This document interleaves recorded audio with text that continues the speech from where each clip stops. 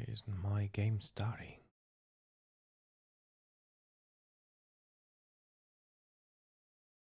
There we go.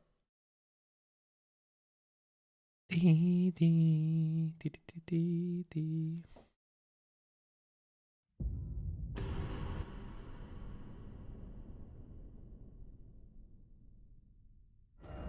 Gotcha.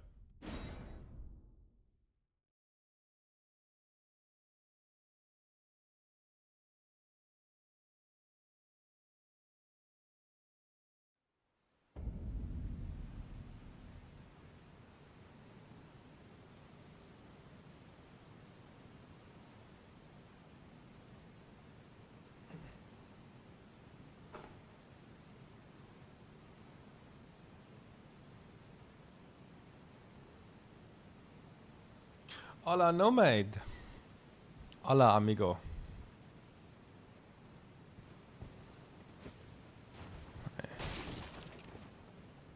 I can't speak Spanish though. The only thing that I can say is no comprendo.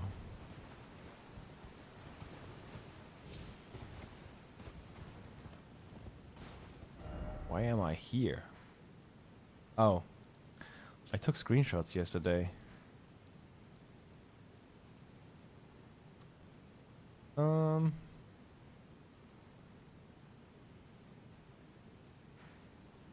So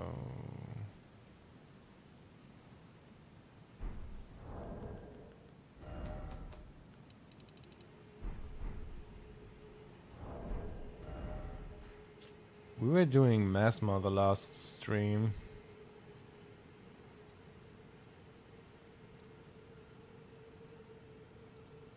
I think I will do raw runes as the last area. We can. Yeah, I think we go.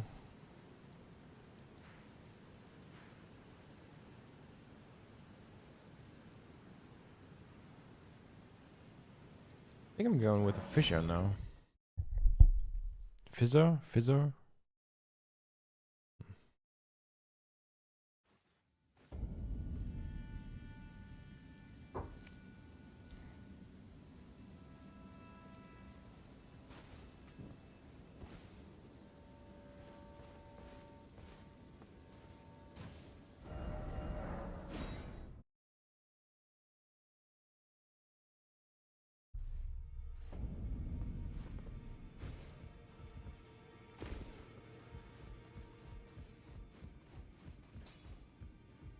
Well, I took you no matter it's lay out your arms.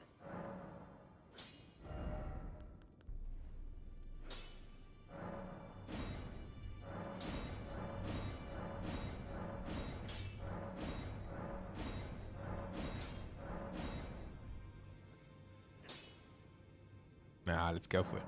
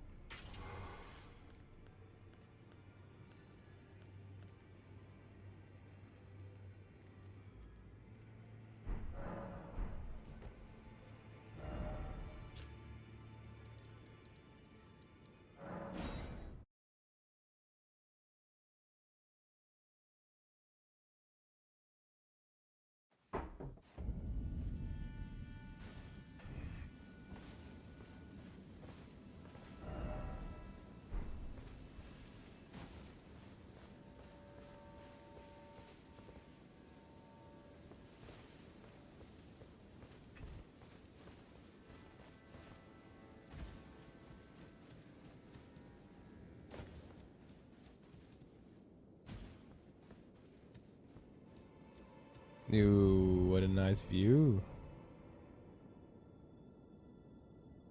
Godwyn has to do Fia's ending, right? No, I don't think so. You mean what Godwyn would strive for? I would say it's the age of the stars.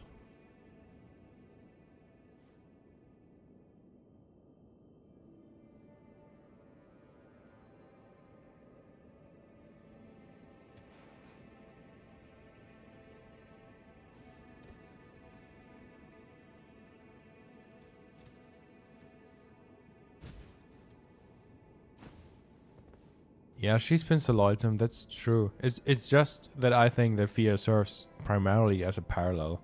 And her mending rune and is symbolizing and representing her intentions. And according to the parallel, the intentions of Marika. But on the literal level, what you do is you are mending the Elden Ring with it and become Elden Lord. So, and because of this, it's not what I would call a good ending in regard to my theory or interpretations.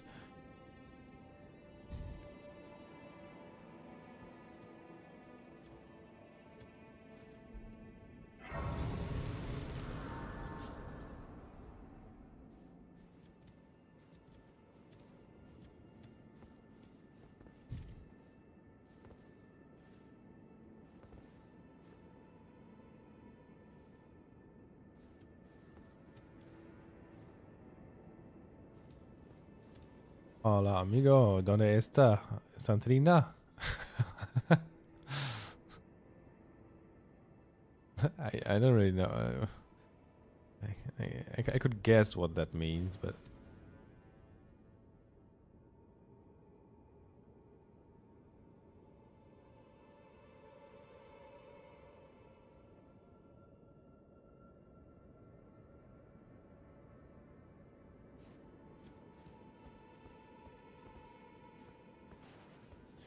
where is Santrina? Oh, okay.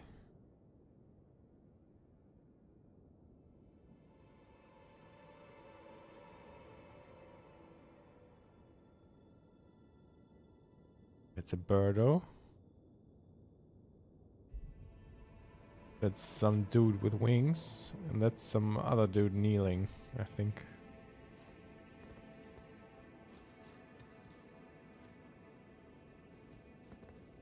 Greek. Yeah, I mean, I think as a European we are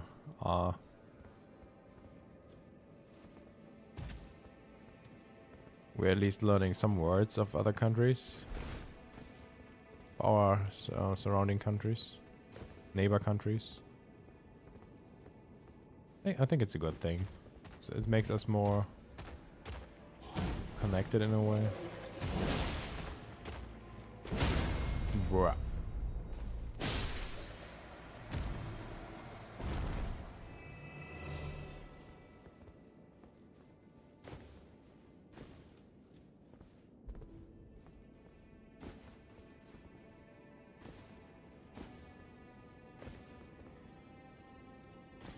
It's interesting how they chose the Blood Fiends as enemies here.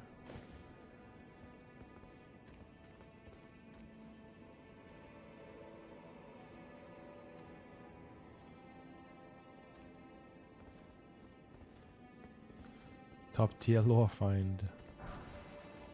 10 Centrina's arrow.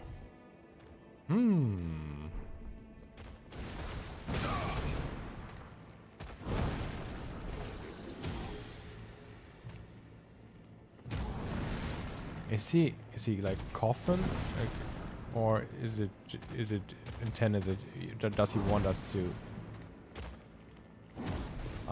sleep?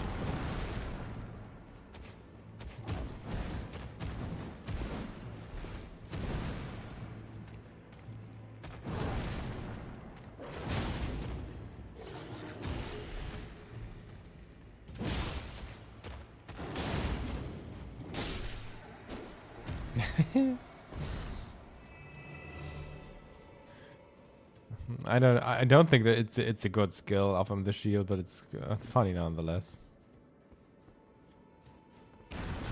Oh my god! I forgot that I never fell down here. Fall down here.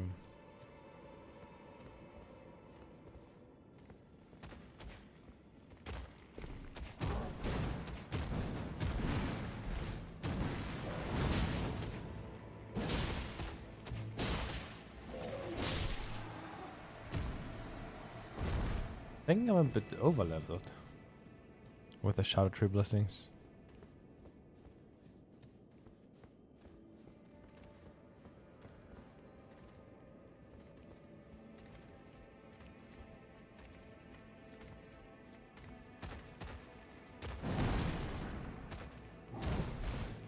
Is it inflicting sleep? Yeah.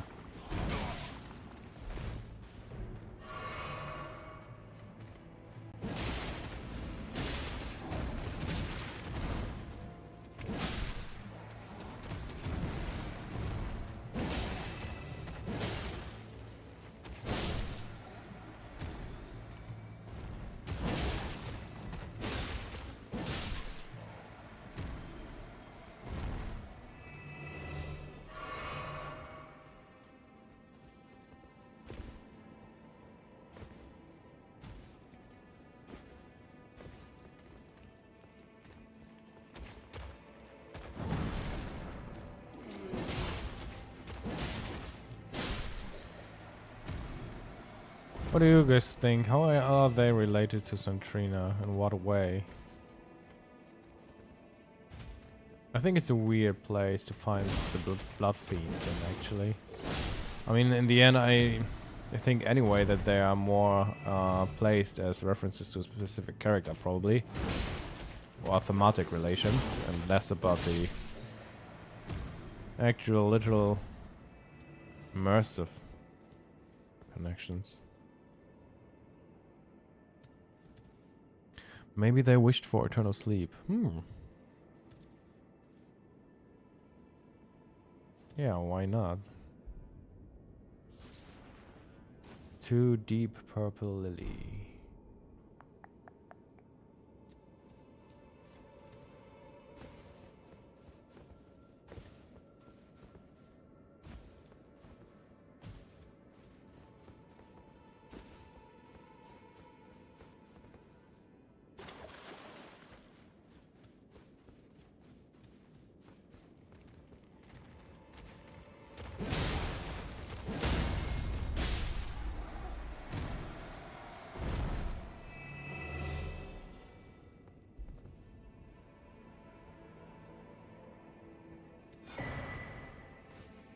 Shadowrun Rule 3.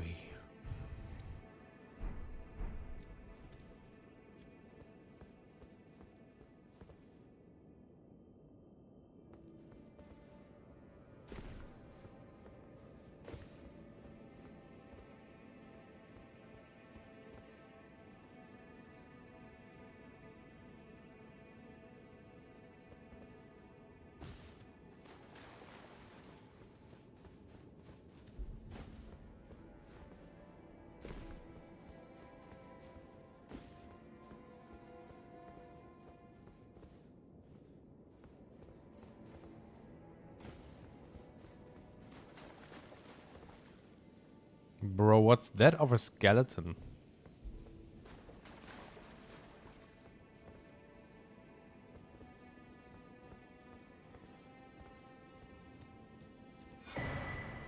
Message from letter? Okay.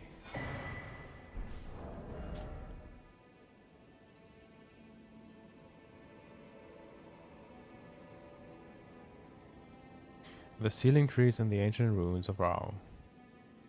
It lies beyond the high bridge leading from the first floor of the storehouse. I will join you there once I have finished the task at hand.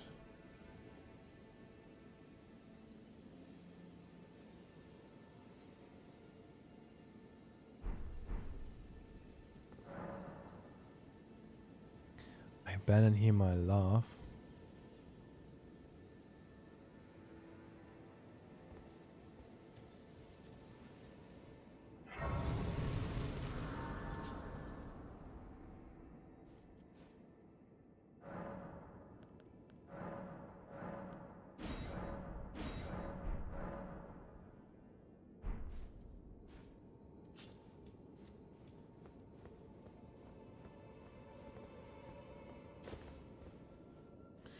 Oh, guys.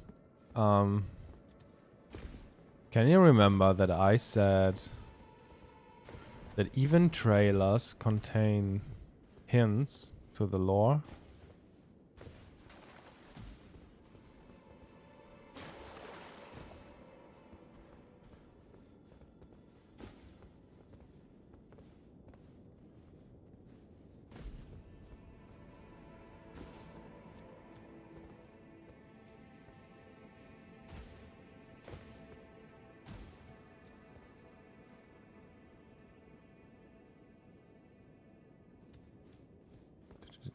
Where do I have to go? Bring me back to life. Yeah, for example, that one. But there are some more details. For example, the very first teaser of 2019, I realized that it was such an important trailer because it was pointing towards the main way or the main aspect of their storytelling. The very first teaser, the E3 announcement teaser, was already hinting at the concept of parallels, because you got there the moment of the shattering, and scenes were switching between Marika and Radagon, but also between Melania and Radahn at the same time. And these scenes were switching because the fight between Melania and Radahn is actually paralleling the conflict and the moment of the shattering in regard to Marika and Radagon. So yeah, but there's something more. What I was trying to point out was one of the Shadow of the Erdtree trailers. I don't know if it was the launch trailer. I think it was the launch trailer, yeah. The launch trailer of Shadow of the Erdtree.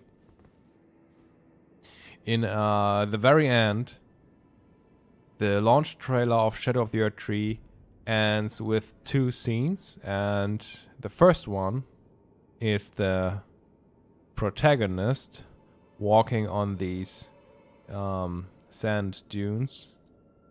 And right after that scene, we see Miquella wishing for his promised consort. And both of these scenes are actually connected by the same soundtrack. So through the whole story trailer, there are other soundtracks played, but in these last 2 scenes, in where we are shown and Miquella wishing for his consort, a different soundtrack is played, and it's really interesting because it's not Miquella's soundtrack.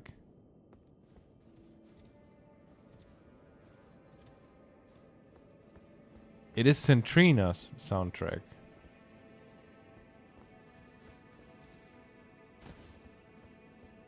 It's the one that we actually hear right now in the background. That's why I was thinking of it.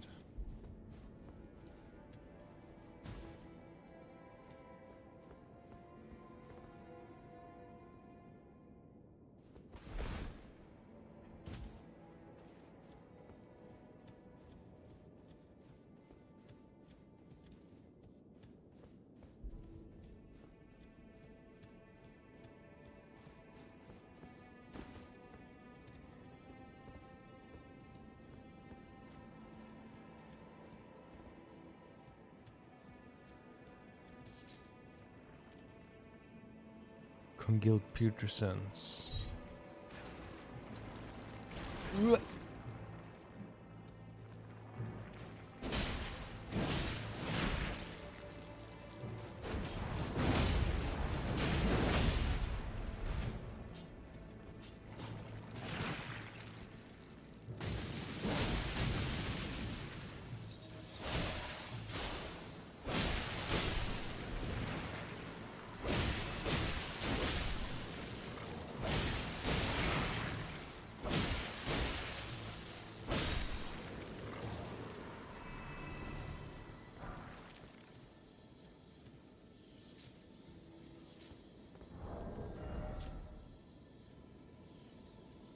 Bruise color putrescence that oozes from the stone coffins, congealed into large viscous lump.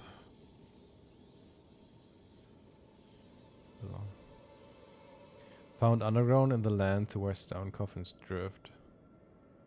The putrescence is what remains of the impure lives kept within the stone coffins.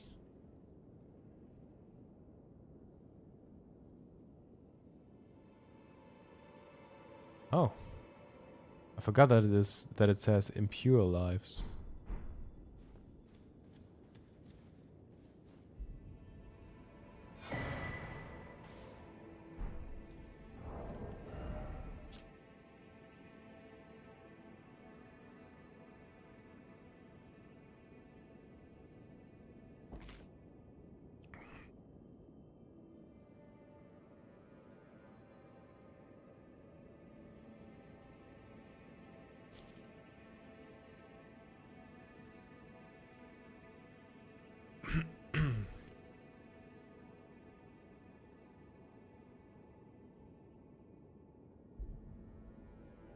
Mists of eternal sleep.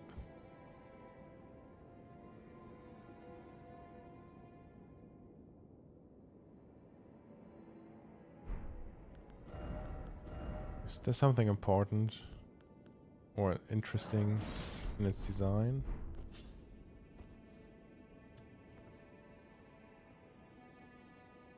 Ah.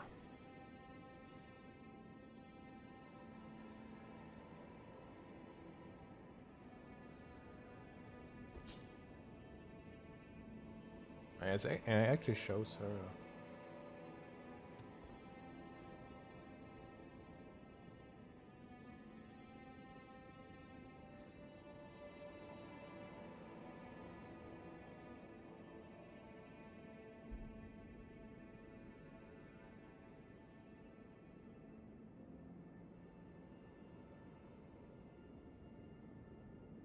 I was just wondering if there's anything interesting to it.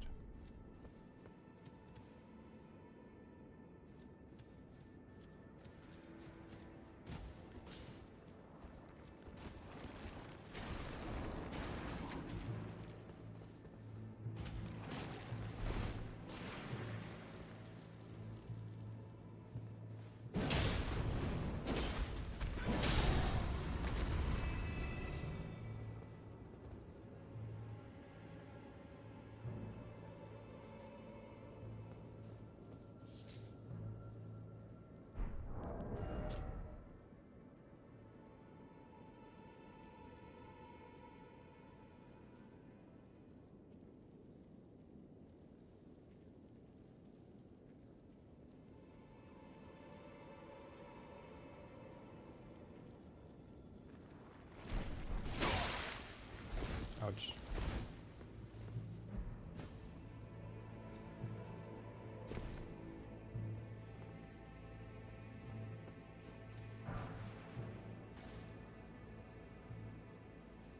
This was placed, right? This was not a drop of the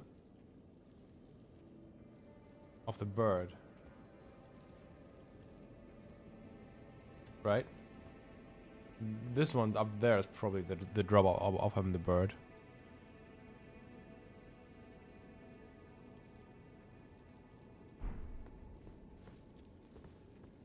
Go for it.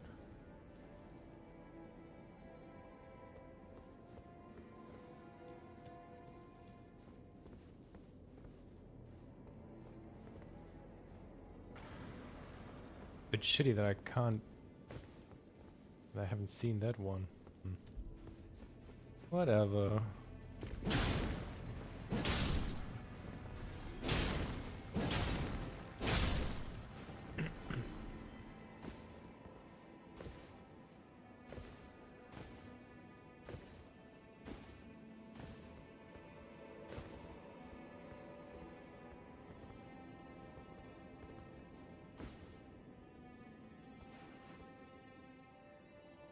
Oh, you can even see it dripping out.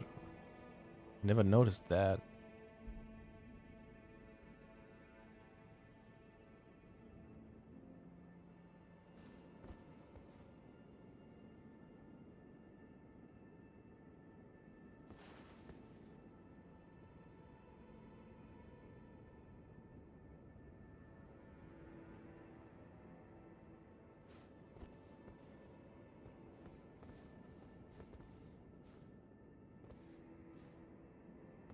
I mean, yeah, we see it only dripping from one build, but we can assume that it's probably dripping of these in general, I would say.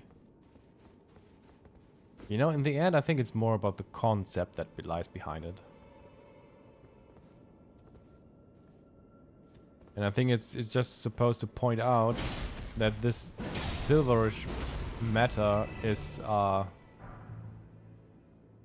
yeah, that silver matter is something like corpse wax or like yeah, melted and mashed up organic matter. I think that is what it's about, what it is about, you know.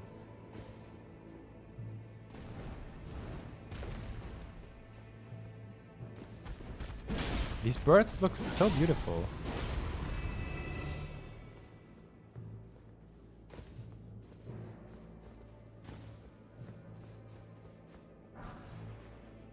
Two grave glove ward.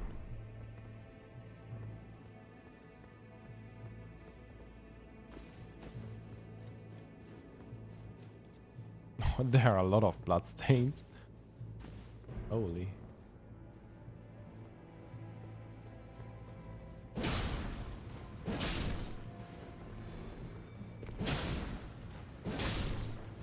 I have to say I'm pretty leveled up in regard to my Shadow Tree blessings.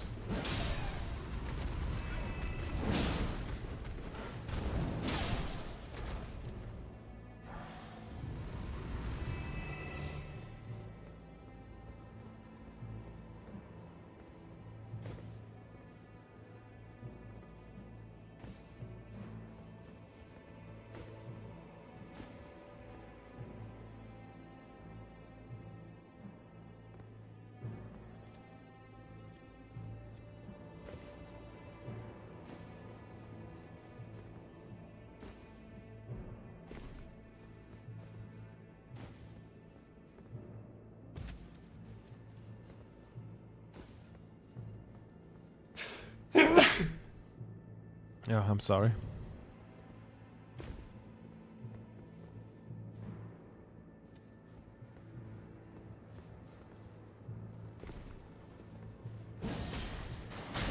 Uh-oh. Now it begins. Thanks, sweetie.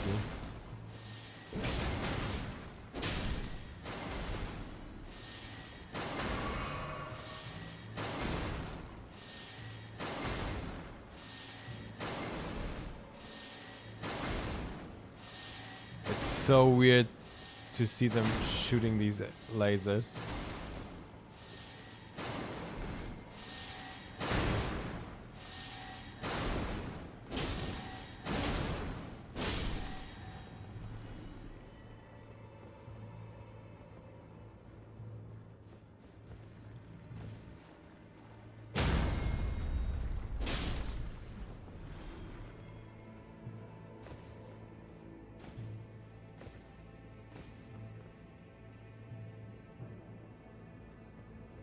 Why were there so many? Why are so many dying here?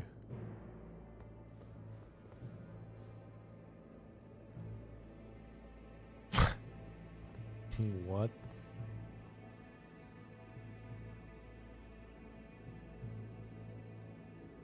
Law. Okay.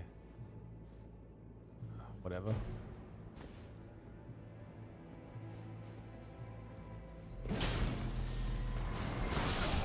Uh-oh.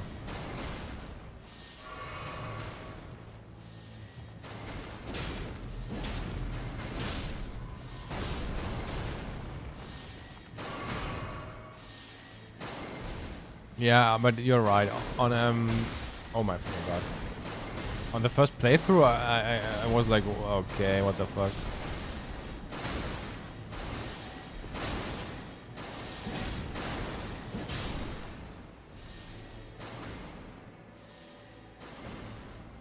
They are also dropping the putrescence. Okay.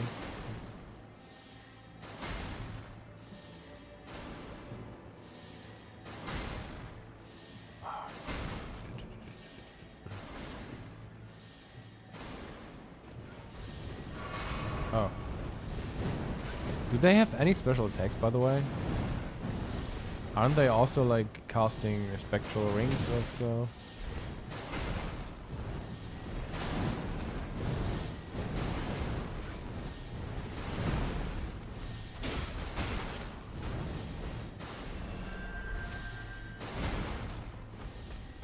Oh, okay, just some mist, maybe.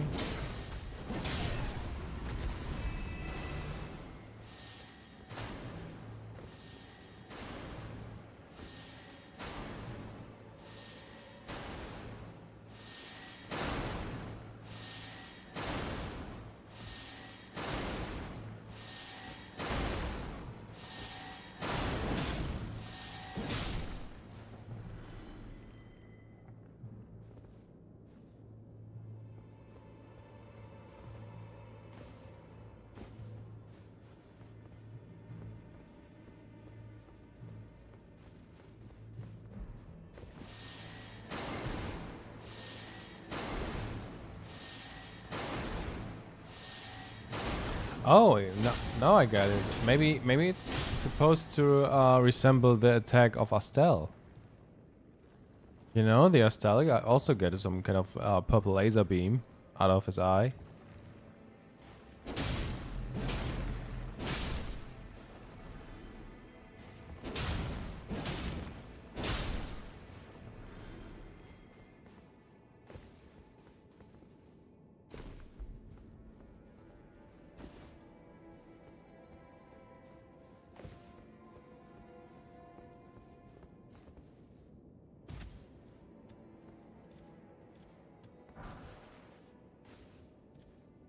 Two smithing stones, 6. And they do seem to handle gravity nice as well. That's true. True. Yeah. Haven't thought about that, but yeah, you're right. I mean, those spheres are like floating in the air.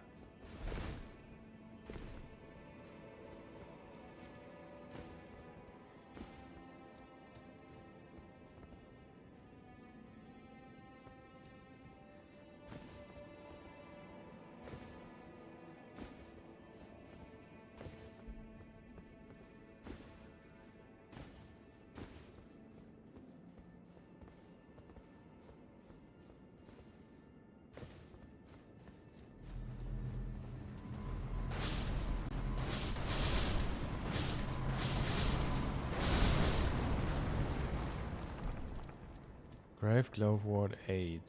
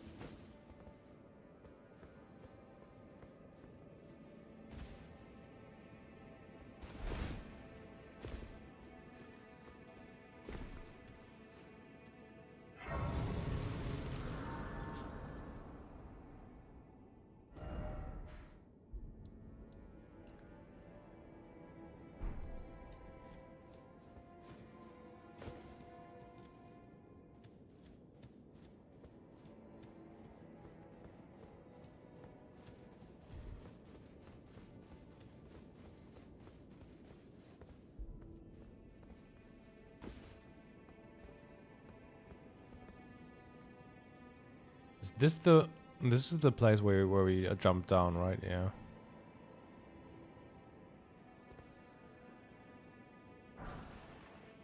Another Grave Glove Ward, 7 this time.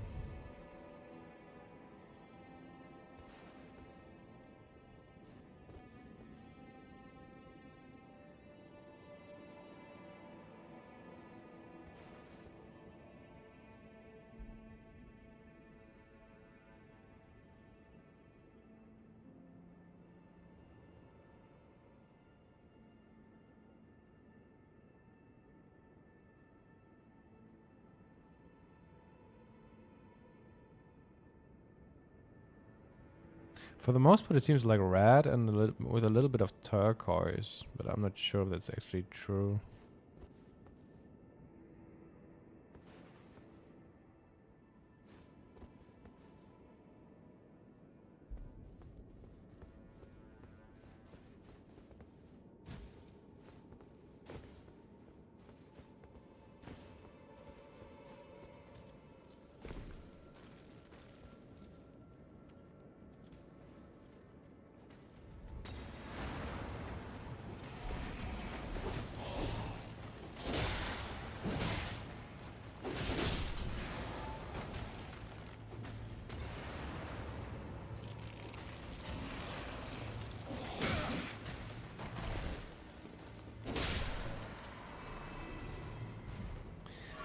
You know, I have the theory that the Tarnished, I mean the Tarnished are in some way undead.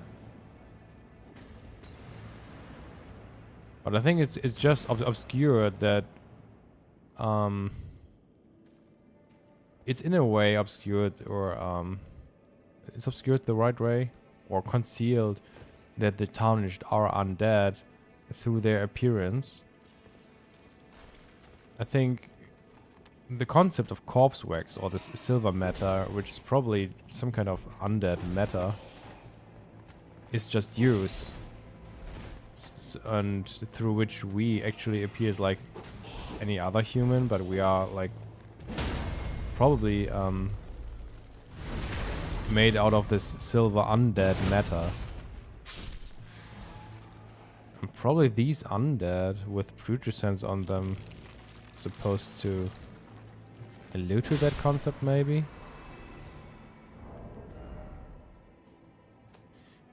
The very first finger that we get, the tarnished wizened finger, consists of corpse wax. So, I mean, you could think maybe it consists of corpse wax because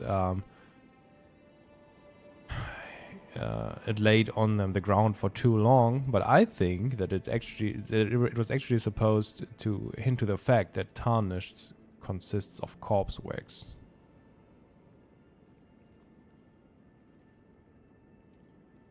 Because, you know, From Software is probably having a similar concepts or ideas in mind, like to the Dark Souls series, where we are undead.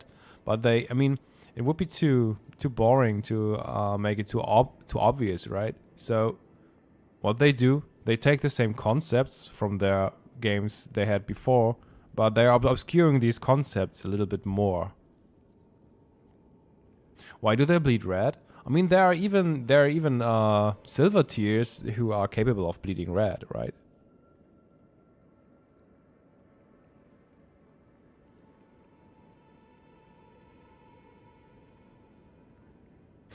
I think that the silver matter or is some kind of putrescence in the end, which could be described as corpse wax probably. And there are some specific silver tears that are capable of bleeding red, and also the mimic tears on the surface.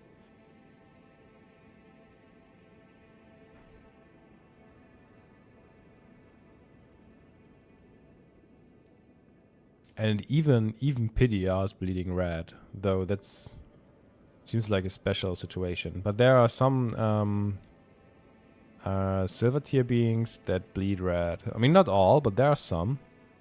It seems like that most of them are of course bleeding white, but some transformed in such a way that were even capable of bleeding red.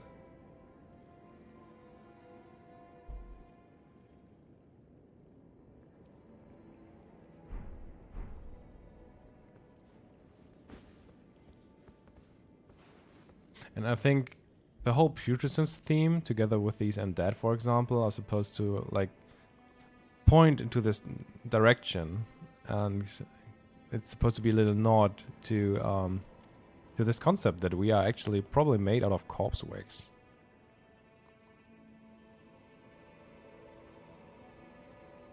And then you got the Dark Souls concept again, you know, an undead that is rising. It's just a little bit obscured.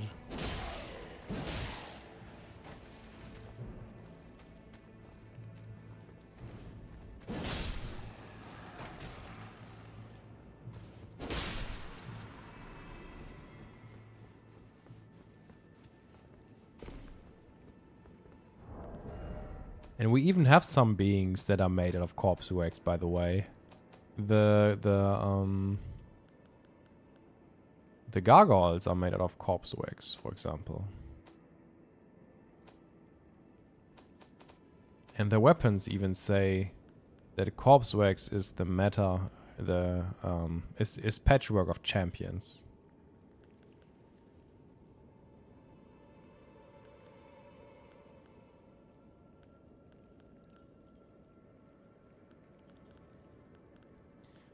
Oh yes, here for this one, for example. Just like the wielder, the missing parts have been mended with corpse wax, a patchwork of champions.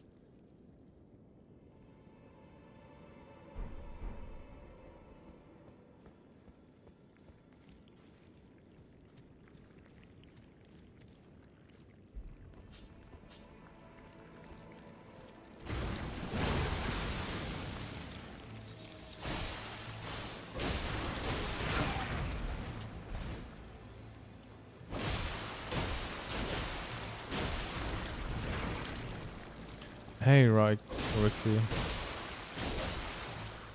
I've interpreted the rusted anchor in the latest Godfrey chapter.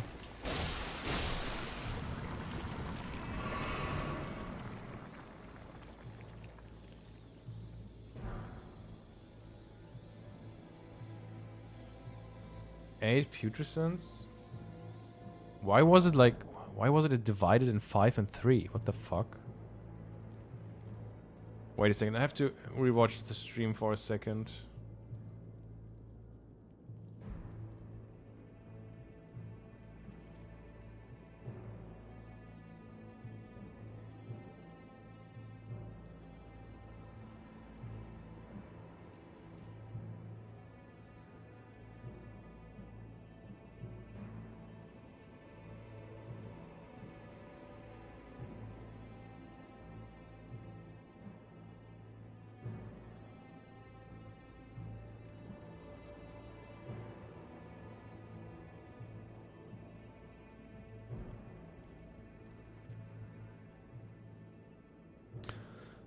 So the rusted anchor description, I think the actual circumstances are hidden behind a metaphor.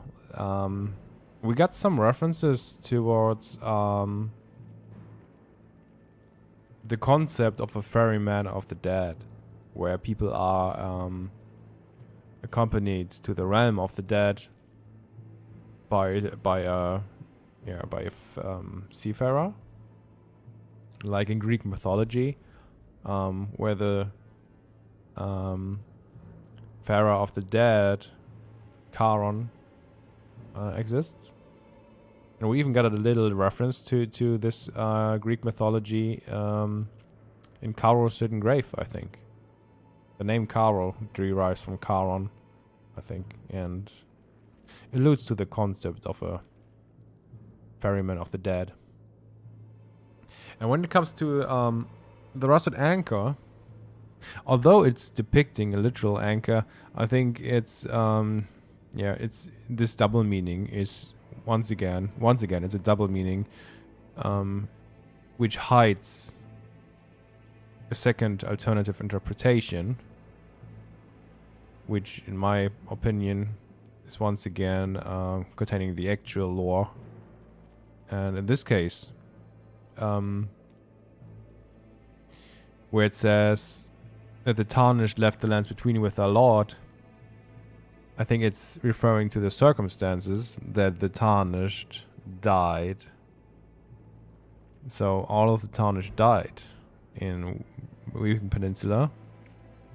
And when it comes to Godfrey, it's a bit more complicated, I think, because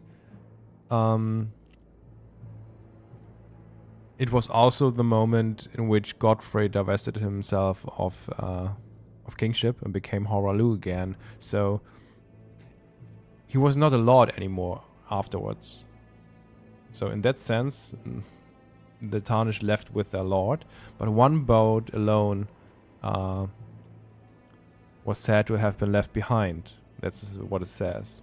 And the one boat alone, I think, refers to Horalu, or Godfrey, you could say, the only one who survived the massacre of the Tarnished. So Godfrey and the Tarnished, in some way, all of them died. But yeah, Horalu was the only one who remained afterwards. That's my interpretation of it, at least.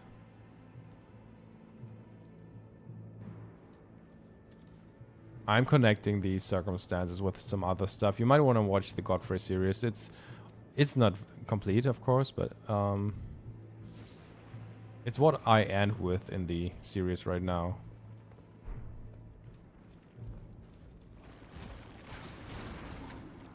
Three dew gem. 7 smithing stones.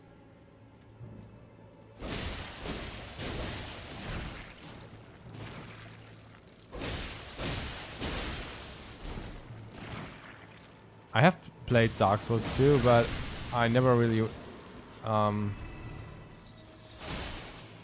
haven't played the DLC.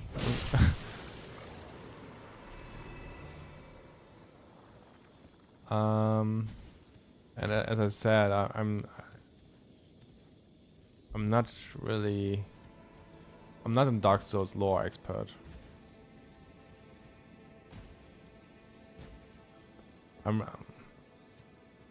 It would be really interesting to dive into the Dark Souls lore, but I have way too much to do with Elden Ring, and I prefer to focus on one game, you know. Although it might be insightful to see the concepts in Dark Souls.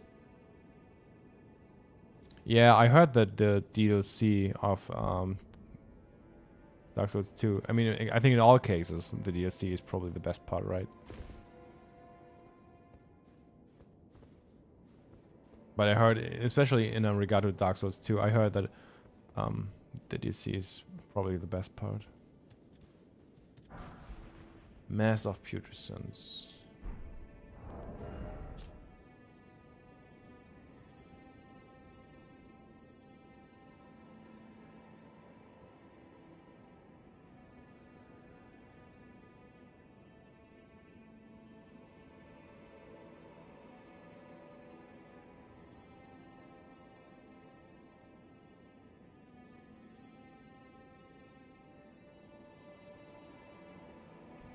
I mean, I've played Dark Souls, and I would go with Dark Souls 1 again now. I mean, I played all of them, but not all DLCs.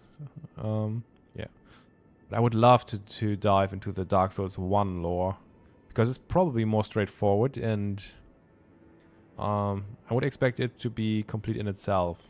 Dark Souls 1 at least.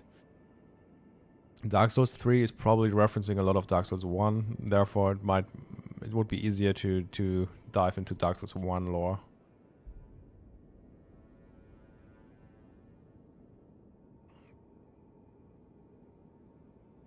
I haven't played Demon's Souls as well.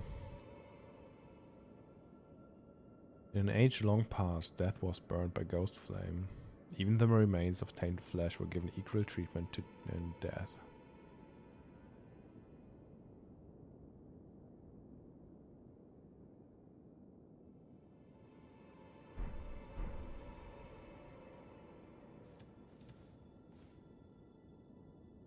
Ironclad. Yeah, I probably have to play Bloodborne.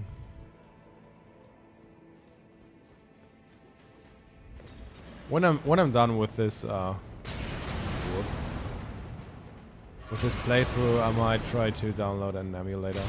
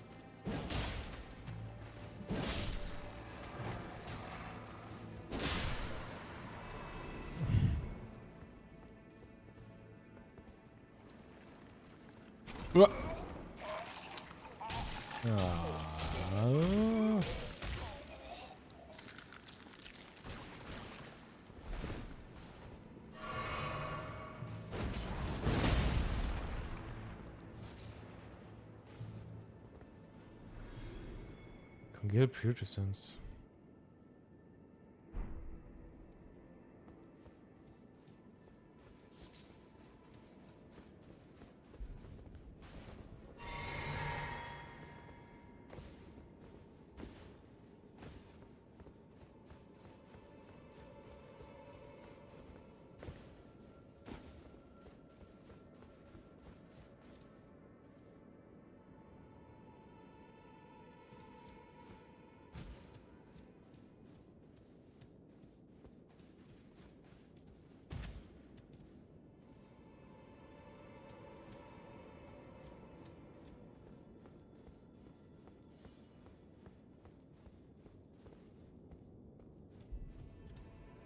This one is so interesting. I don't know why they place it here.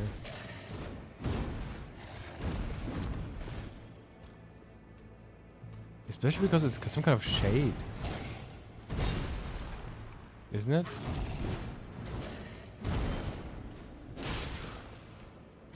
Or is he bleeding?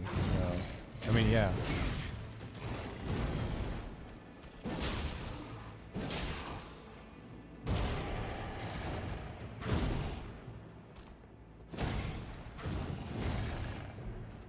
Shouldn't he use like Mikula's rings or some sort of?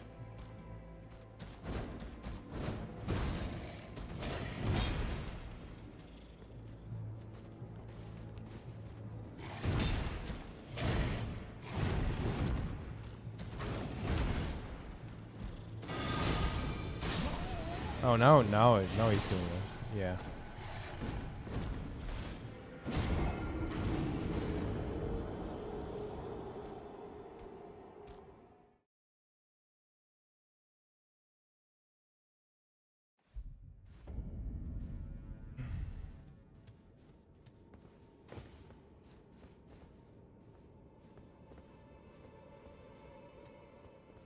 It's one of the areas where you should realize that they are not placing these enemies with an immersion with immersion in mind, because some kind of Leonine misbegotten using Mikula's rings of light. There's this, I don't know, there's nothing how you could connect it to this area. It's placed as a reference, in my opinion, probably to Radagon.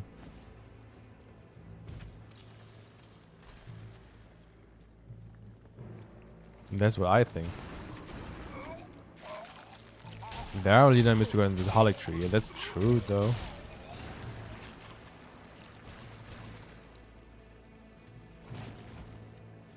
Don't you think it's a...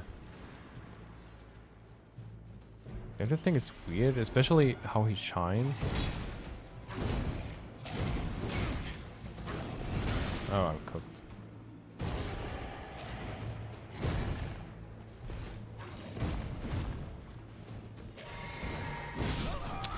Where's my... Oh my god.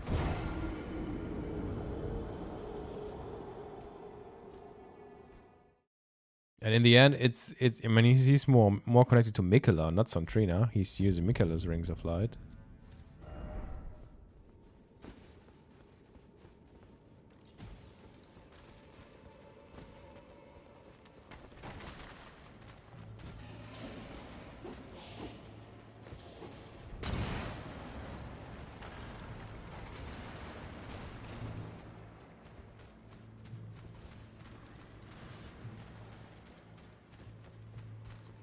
Oh shit.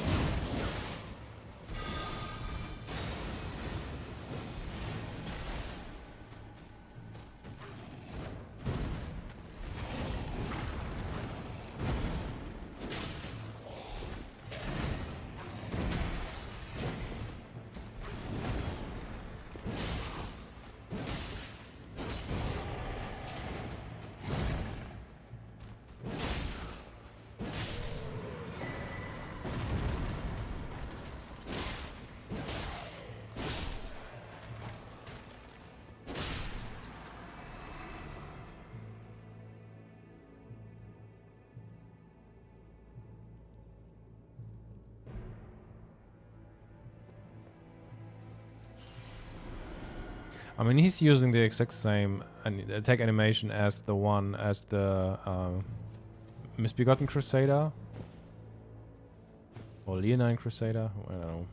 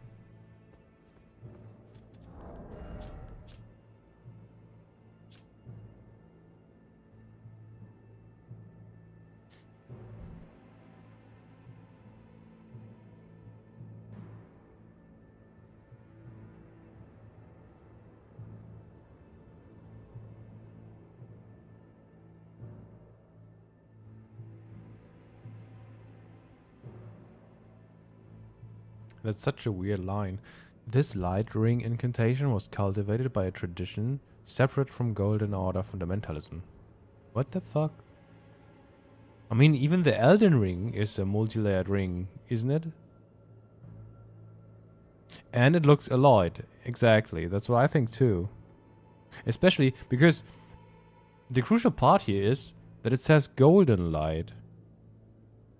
In the Rings of Light incantation of Miquella in the base game, it just says light, and not golden light. When they come from Radagon, they are described as golden light. Do I have the incantations? Here, these are the one of Miquella, and they are just described as light, Rings of Light. But in Radagon's Rings of Light, it's described as golden light. Though now we got this one here, and yeah, this one, they look alloyed, that's true. And they definitely look more golden. Which is a bit weird, but it probably has to do with the whole parallel and symbolism in the DLC.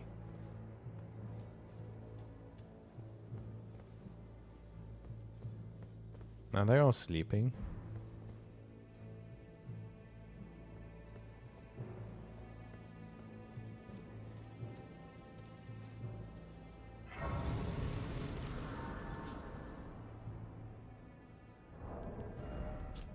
In her statues? Which statues? In the DLC?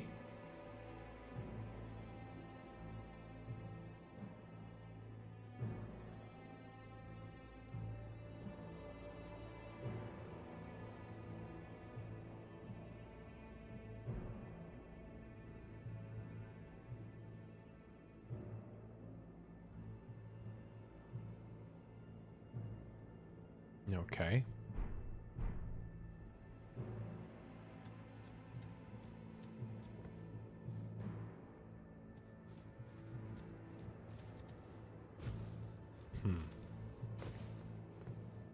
I mean, that's already it, isn't it? It's kind of sad that this area is so small.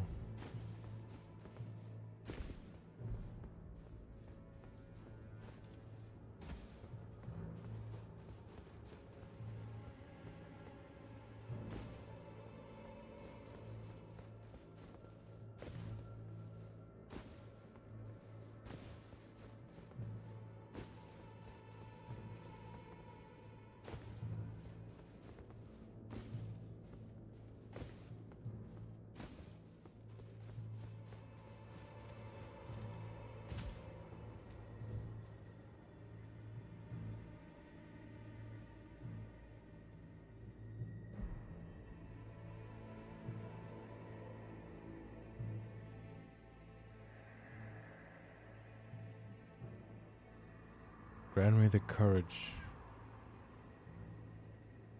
to fly to your feet. Oh, it's always feet, my dearest. Centrino.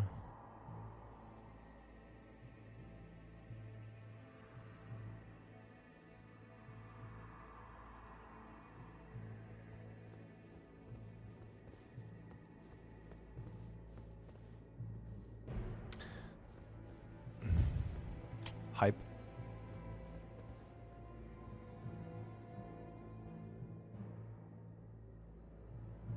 Okay, let's go, guys. Whoop whoop.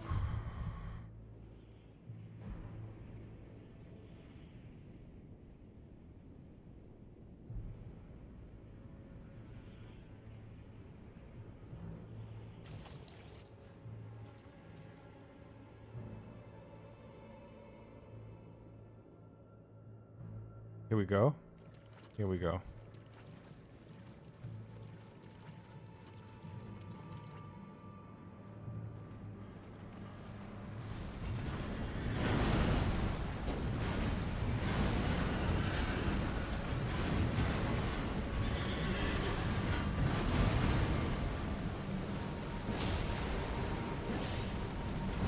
Oh shit. What a wind up.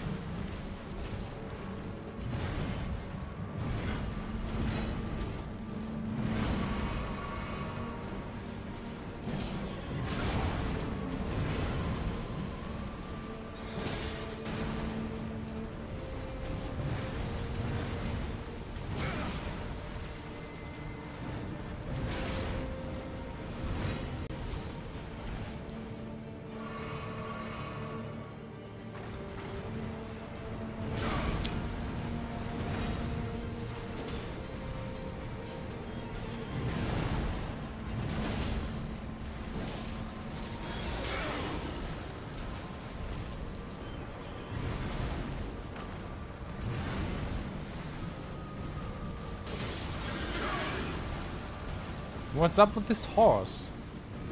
Oh shit.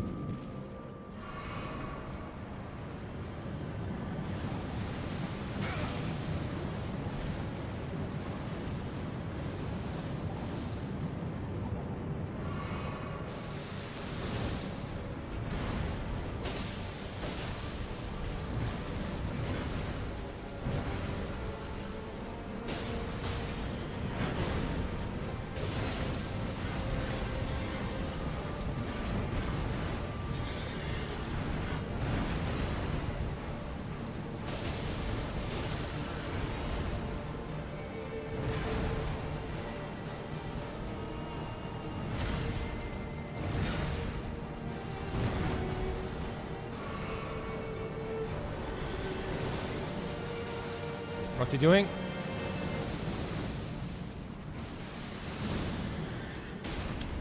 Come on.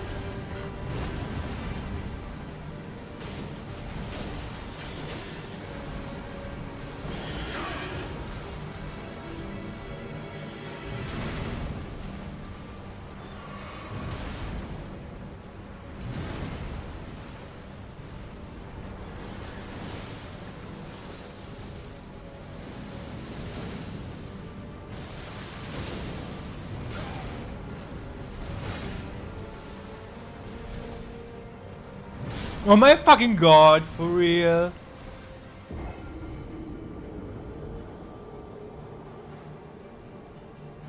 I thought I just need to keep calm, but I lost control.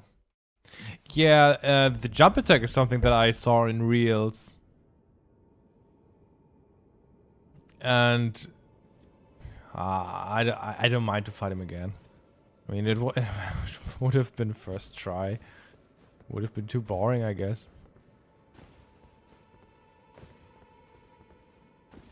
But the jump attack is insane. I saw it in a reel or in some shorts, and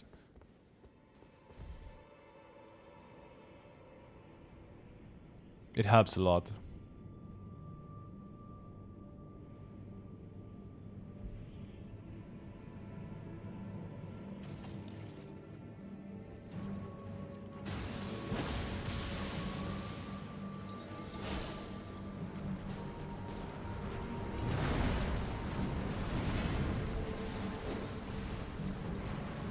Oh shit. The attack is so delayed.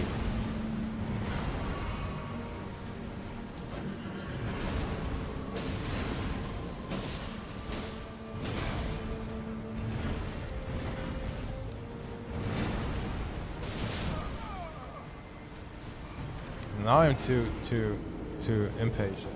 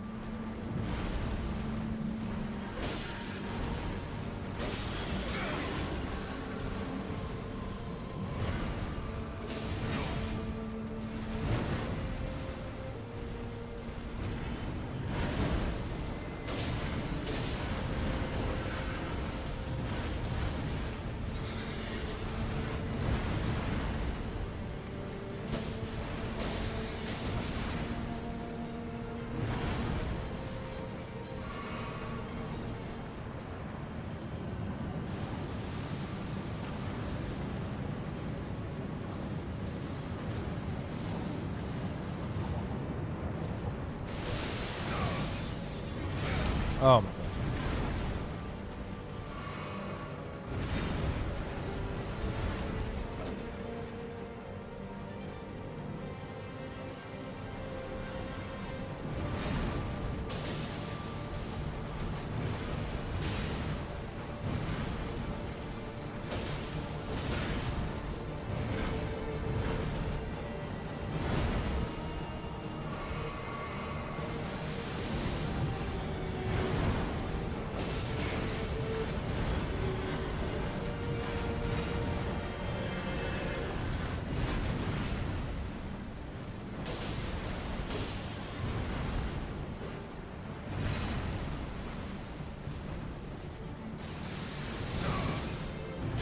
Oh.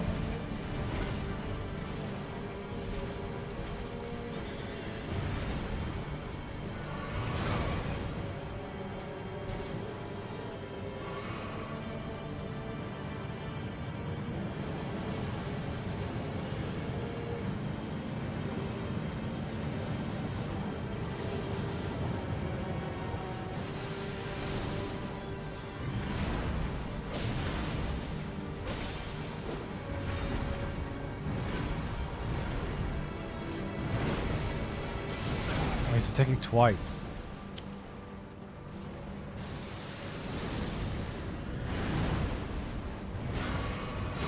Oh my goodness! I'm always getting too impatient in the end.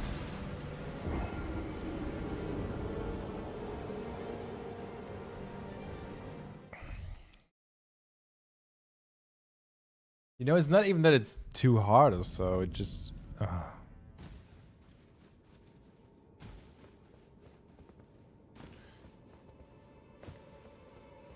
Let's go, guys. Commit Azure time. Yeah. I've never used Commit Azure actually.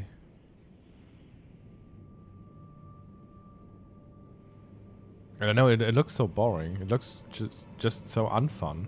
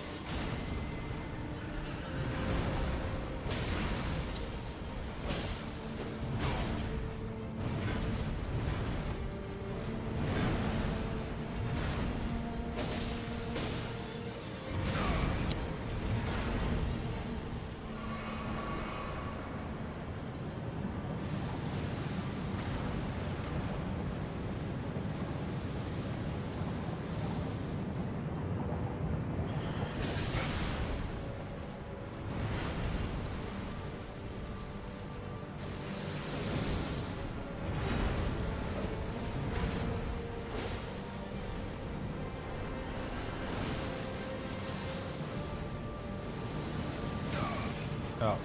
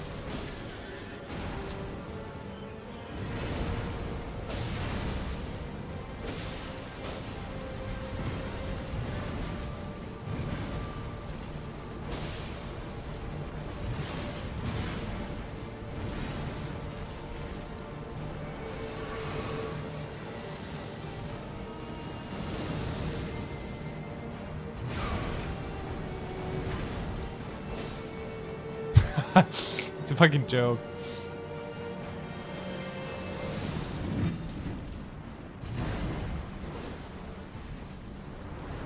Oh, come on.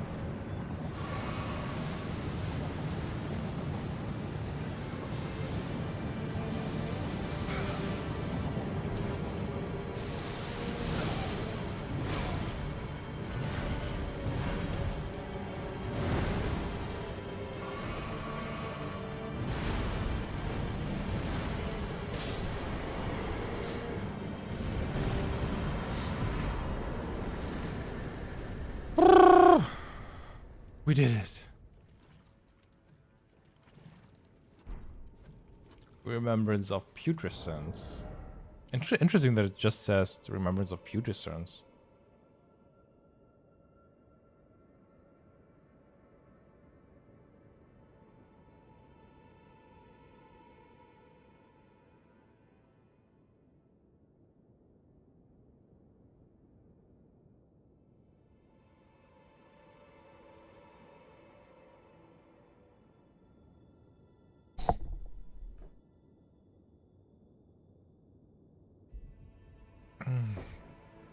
Let's go.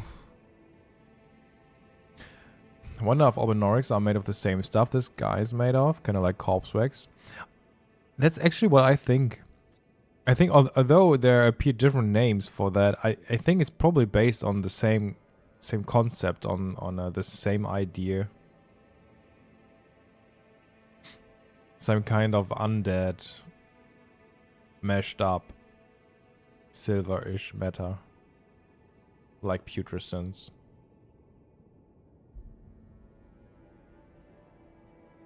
Because to me, it seems like in the DLC they tried to emphasize some ideas, and when it comes to putrescence, I think putrescence is just supposed to point out that idea in a more straightforward way.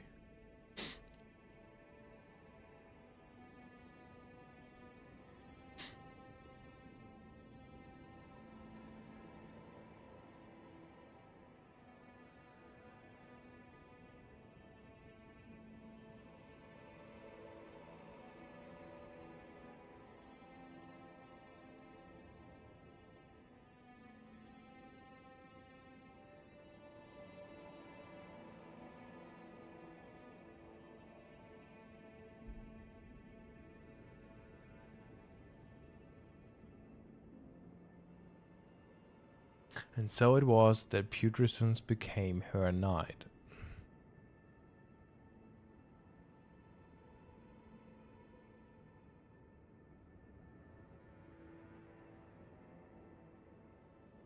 It looks like a silver tear wrapped in glintstone. Yeah, I think there is some kind of concept. I mean, I think it's the same concept. Silver-ish putrescence matter and glintstone as the object that is carrying the soul.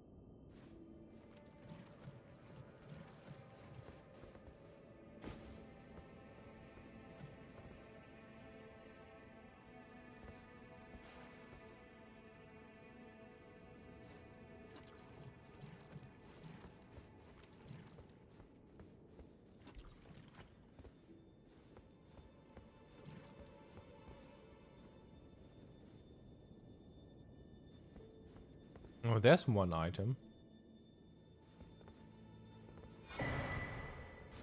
And Trina's Disciple Cookbook.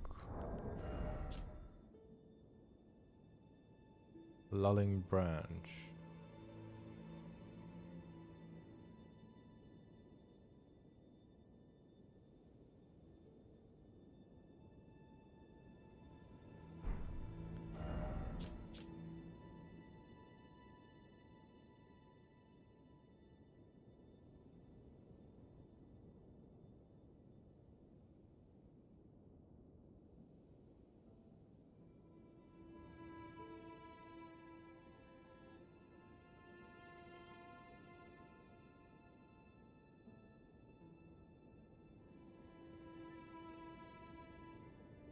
This is such a weird line.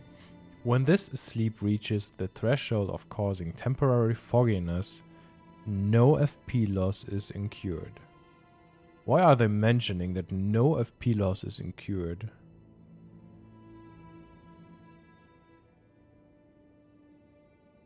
You know, I think Centrina here is like America Rena parallel or Glow My Queen parallel, and it's probably about our eternal rest or our eternal sleep in the Chapel of Anticipation.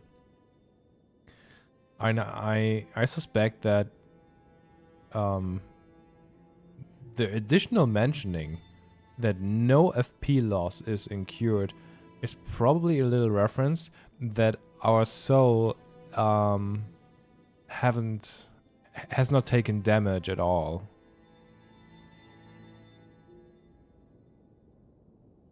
So that the soul keeps being untouched in a way.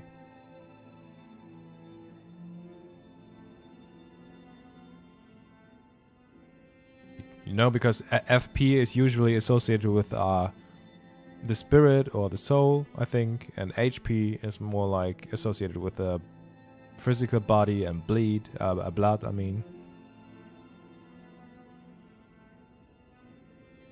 In the midst of drowsiness, there is the will to awaken, feelings that rise from the depth of one's heart.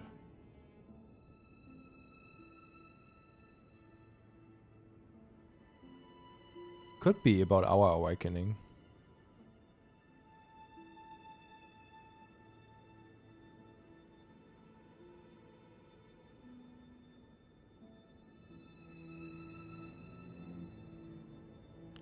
FP gradually recovers during this time.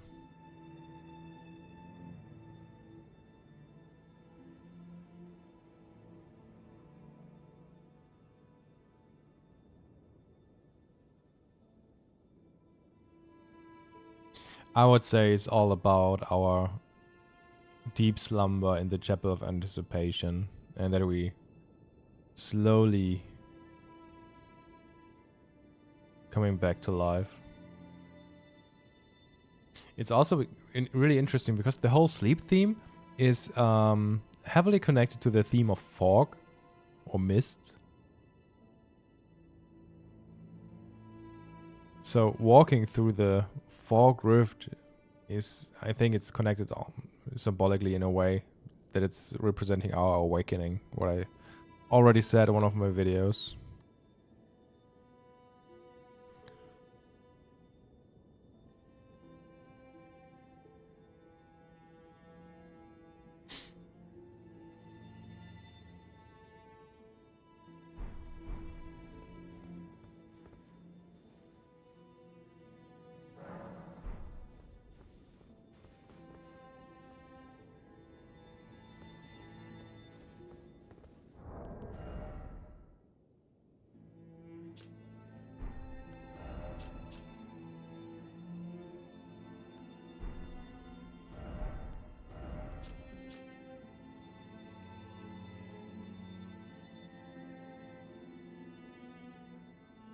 Sleep as a status drains FP by 10% on players. Oh, I didn't know that. That's interesting.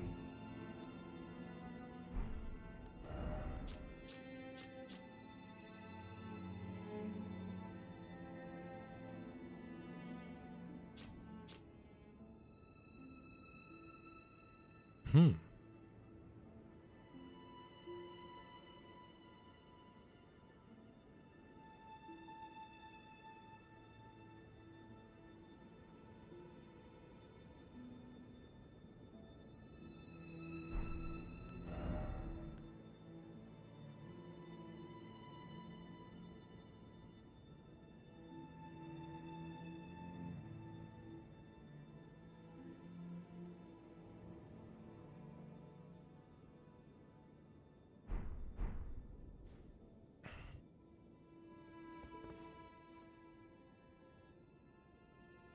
Well, let's reload the area first.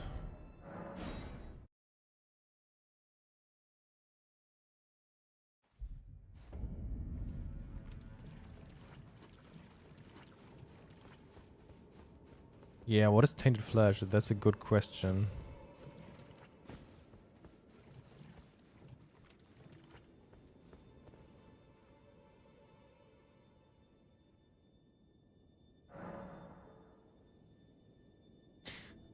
Do you know how many times you have to die until the dialogue starts?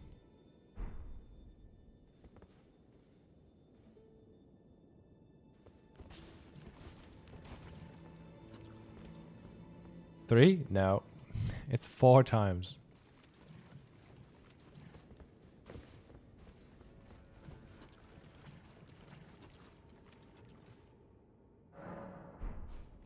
Why isn't Tolier here?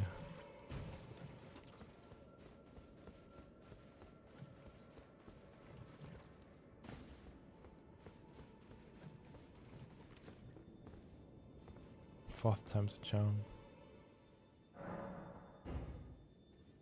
Okay, let's go.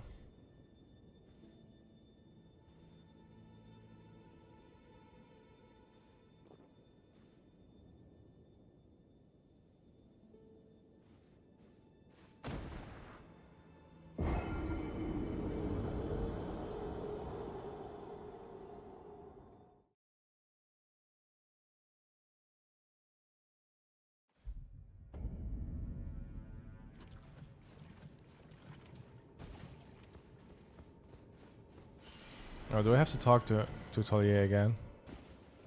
Yeah, might be. Okay, let's talk to him again. I thought I already told him about the fissure. Is it called fissure or fissure? Fissure. Fissure. Fissure. I'm feeling rather lost, haunted by memories of St. Trina. Fissure. Okay. Sounds weird. Are you certain of this? Is this all a plot to make a mockery of me? Oh heavens, what am I saying? Forgive me. You deserve my deepest gratitude. I will make the journey to the southern coast, as you say, to venture into the depths of the fissure. Fissure. Okay, yeah. He said it.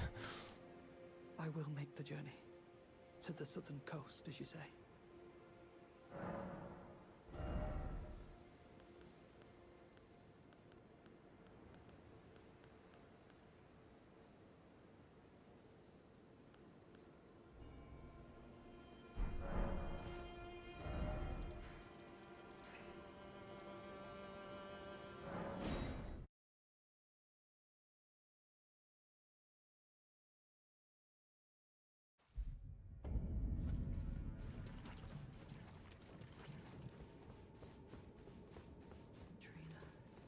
Oh, Centrina, what velvety ambrosia is this?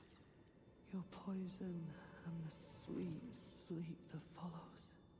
Oh, please, let me hear your voice.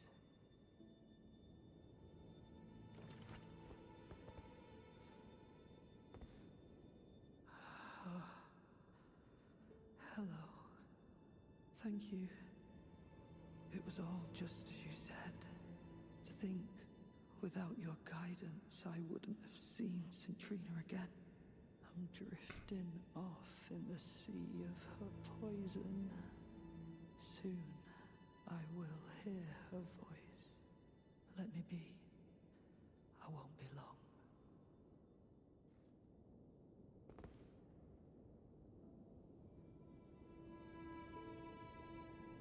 Oh, I almost forgot. You mustn't follow my example. Centrina's poison would plunge you into an eternal slumber. It must be me, and only me.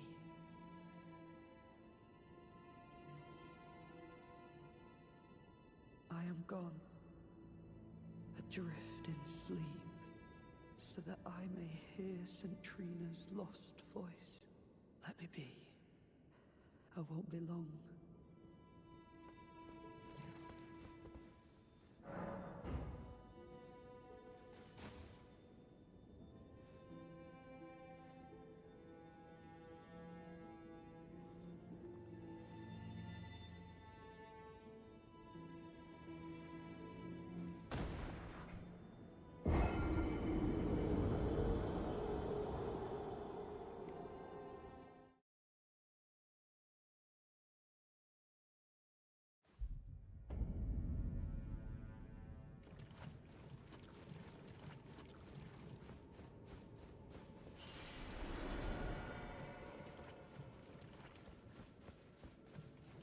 I am gone, so that I may let me be.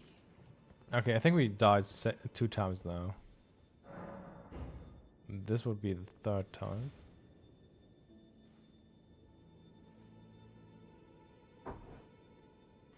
Or is it already the 4th time? I think it was the 3rd time.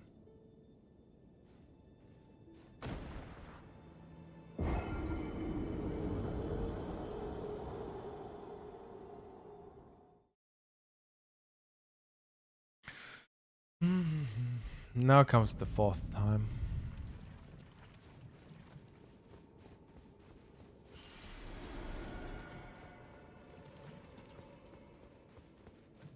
I am gone so that I may hear St. Trina.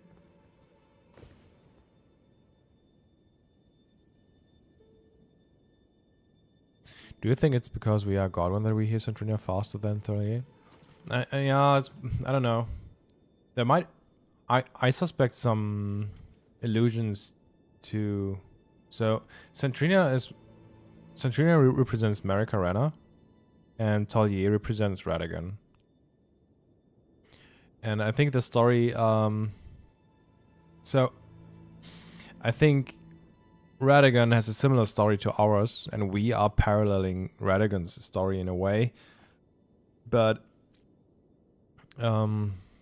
yeah, Radagon kind of failed in the end because he took in Marika's soul instead of let Marika's soul vanish. And in the end, we are in some way the second attempt, like, or, yeah, we are in the end Marika's knight, who is, hopefully, ushering in the age of the stars. Yeah. Yeah, it's the number of fortune.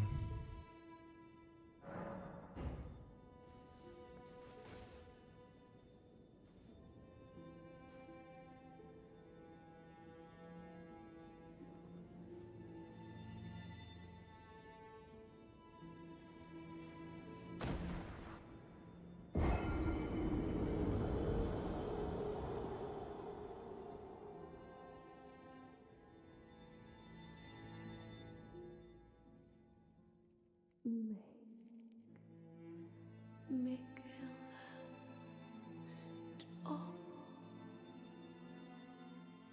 Don't turn the poor thing into a god.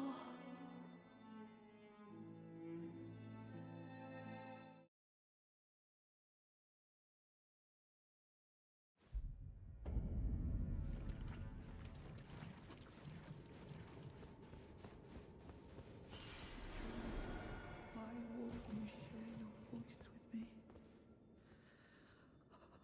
Grant me more of your poison, that I might drift further into sleep. Perhaps then you'll grace me with your voice. Please, leave me alone. I'll thank you not to lie to me. I am the chosen, not you. Only I can doze off in the sea of St. Trina. Why would you hear her voice when I cannot? If you should utter these cruel untruths to me again, I won't be held responsible for my actions. You know, because in some way, I don't know about the details yet, but it might be that Radagon was in some way the chosen of Maricarena and in the past. But yeah, he kind of fell for the Elden Ring, and yeah, in the current era now we are the one who's supposed to finish the job. And Radagon is more of a fallen hero, I would say. A tragedy, some tragic story arc there. Please, enough. I cannot believe your cheek. And I will stand for it no longer. I will never forgive you. Because the one thing that Radagon wasn't able to do is to let Marika die.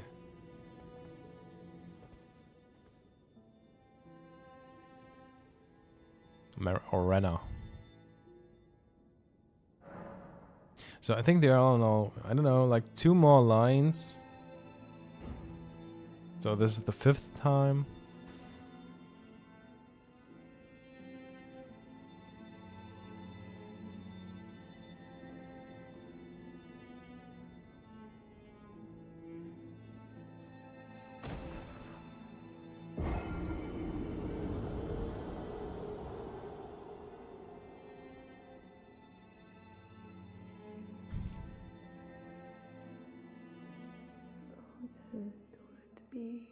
Nicholas prison. A caged divinity is beyond saving.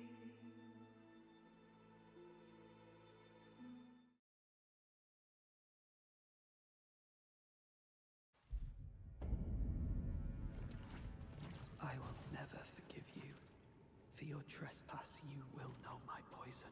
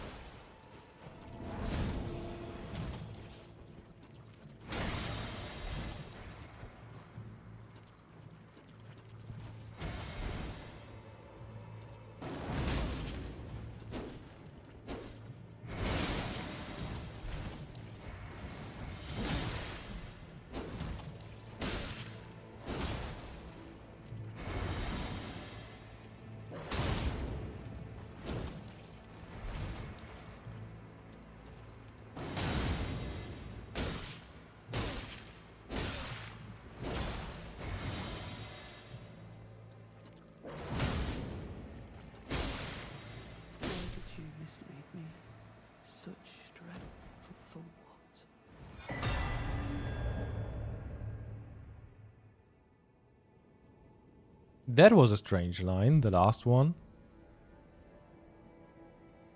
Or was he referring to us with such strength?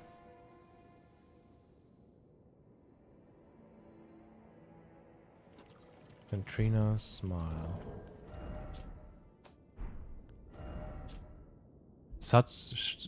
He said, such strength?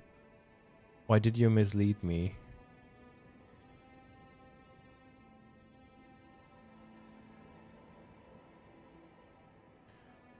Only I am allowed to know of your velvety sleep, its sweetly gentle embrace. So please smile for me and only me.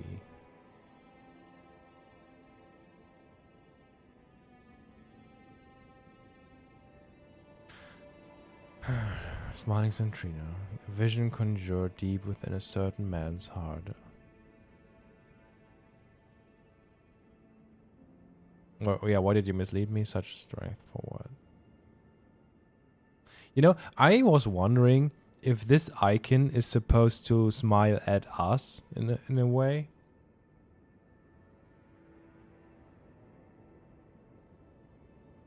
Toilet, yeah. Toilet. But yeah, Talia is definitely a Radagon parallel.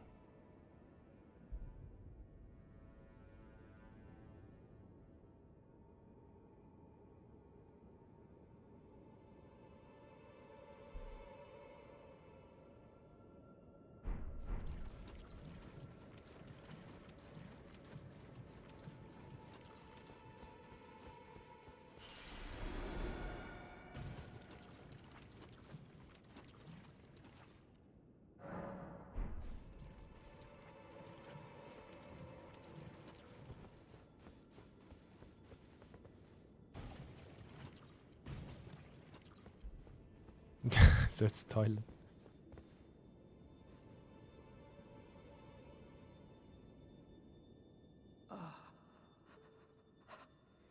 You. I was no good to anyone. Beginning to end. Weak as a kitten, and thick as two planks. I suppose dying in disgrace is fitting, in a way. Tell me, please, assuming you spoke the truth back then, what did Centrina tell you? I think Radagon's story is probably the most tragic one. Tell me, please, assuming you spoke the truth, what did...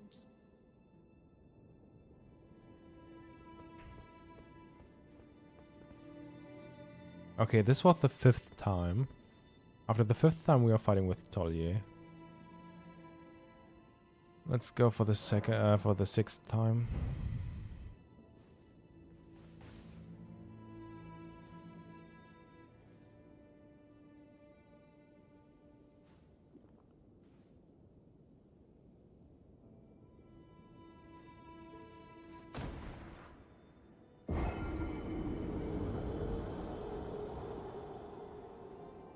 think it's the last one, but I'm not sure. You must kill Miguel. Grant him forgiveness.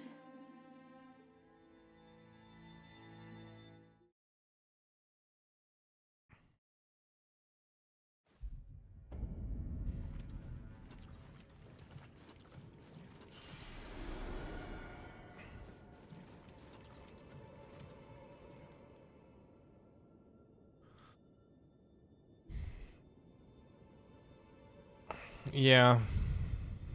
Weak as a kitten. You know, when it comes to Radigan's story, I'm really convinced of the idea that Radigan is actually a weakling of Godfrey's clan in the past.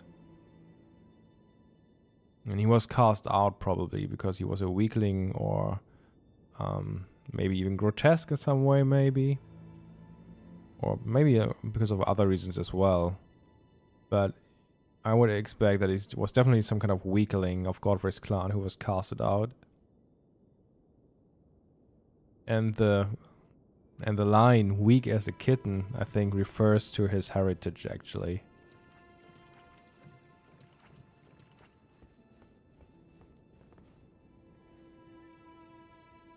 Though I don't know if there's something to the line "thick as two planks." I mean the phrase "thick as two planks." Tell me, please, assuming you spoke the truth back then. What did Centrina tell you? So, but after the 6th time, we are able to pass on Centrina's words. You are a wretched, wretched soul. A nightmare come to plague me. Such a thing could possibly be. Could it? Centrina, please let me hear your voice in my everlasting slumber. Centrina, in my... So that's it probably, yes. Let's try one more, but I think it's the 6th time is probably the last one.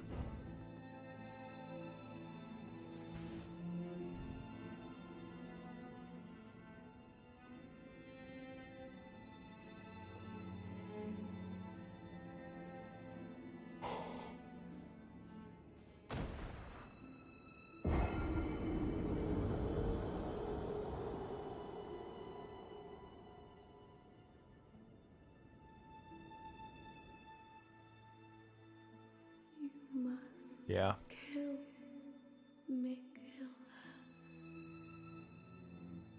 Grant him forgiveness. Okay. There are only interesting lines at 4, 5, and 6 times. Then we are done here, I suppose.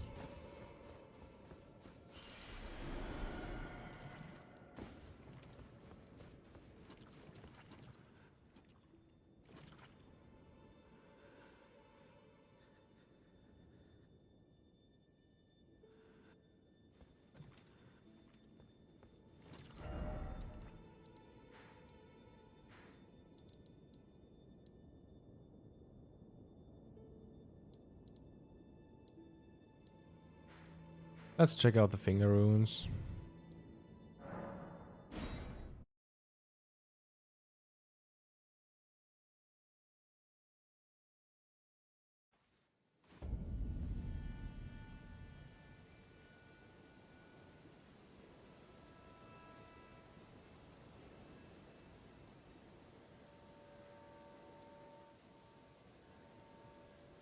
The end that should not be. I might, yeah, it could be that it's about the same.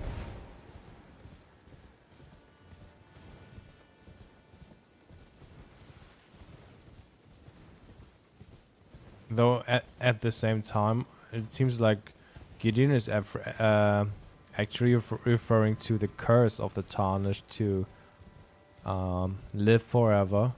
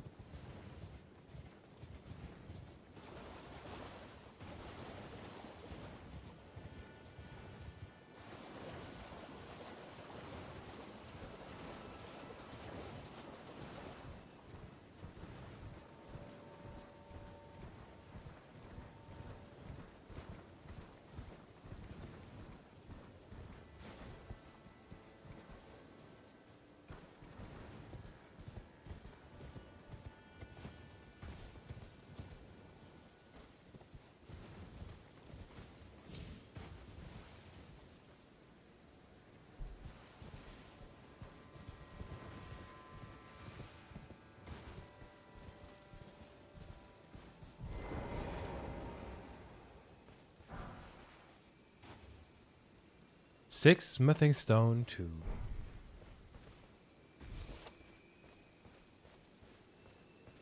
Yeah, to actually see Santrina was really great.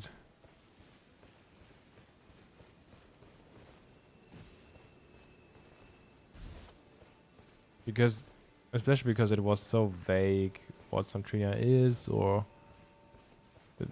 it was just so unsatisfying that there was so less about her in the game.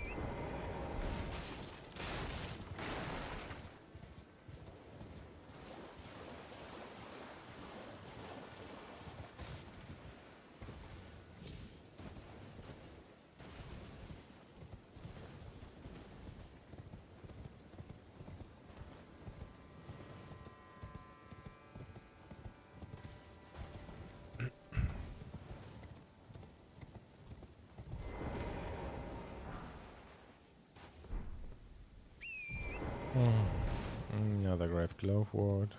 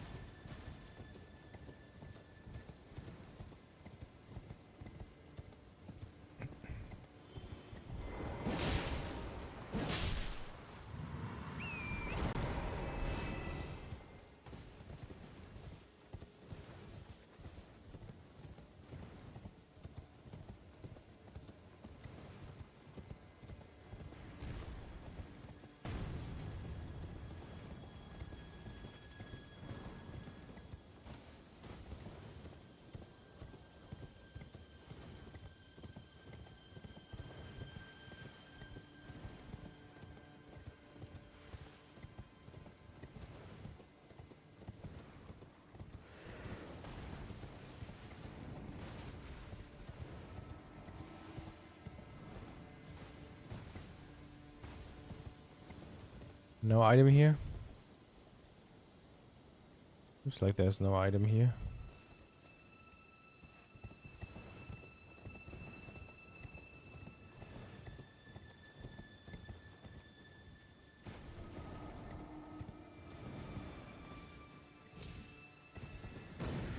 I have to say it was a bit awful to search in every corner in this area for an item because it's so empty.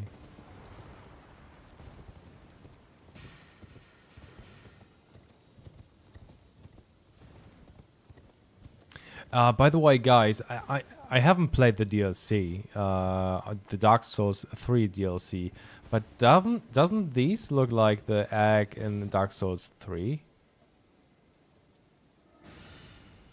I'm not an expert when it comes to Dark Souls, but I think I've seen some kind of egg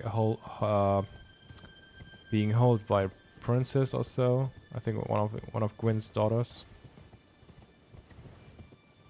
Does it look similar?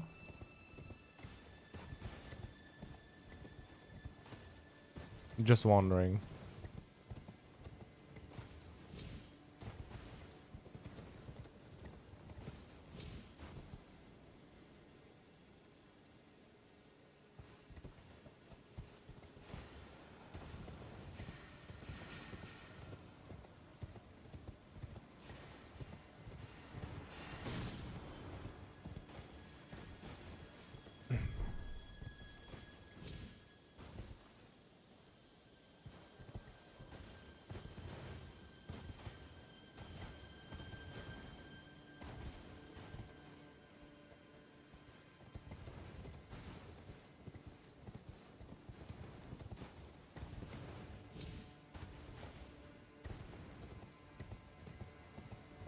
I thought there was an item over here.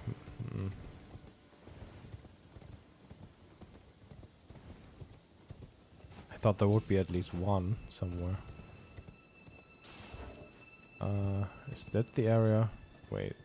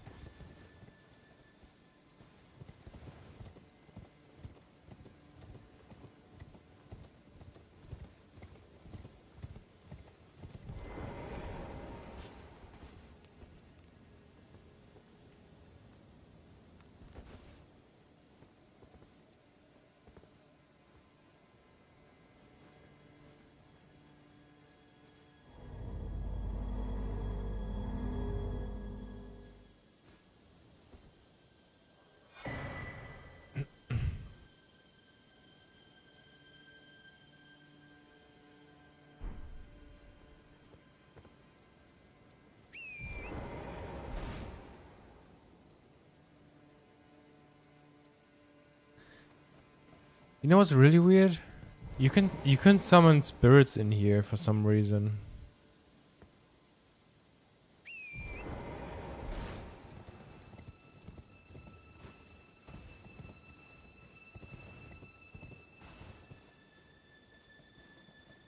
I once tried to summon different spirit ashes because I thought, okay, maybe one of those spirit ashes might trigger something similar to the Albinoric Rise on Consecrated Snowfield, where you need a spirit ash to break the seal. Because the first time I saw the symbol that you can summon a spirit ash in here, I thought there might be a boss fight, but there's nothing in here, which is kind of weird.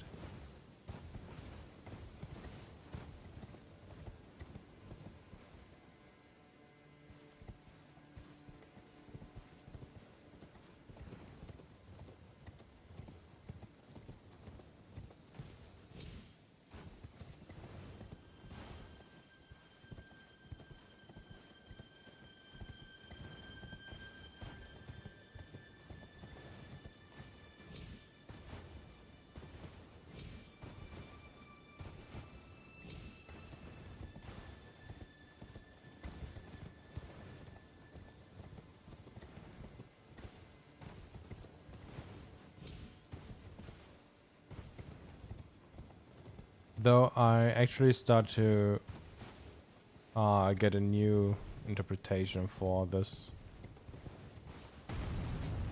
Yeah.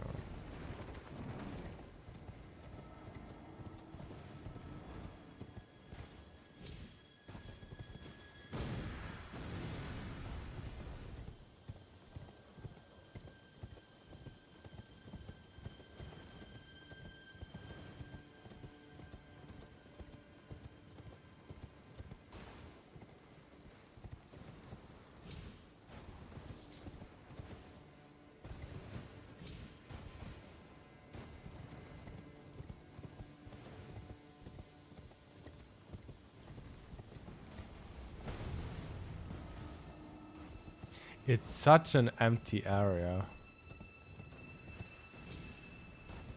It's insane.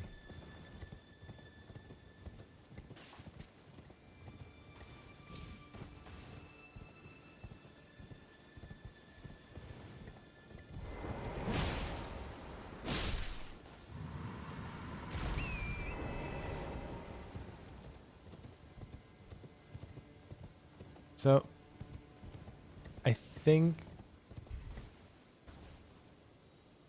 I already wrote an entry in my compendium regarding bells, and bells are usually associated with summoning spirits, you know.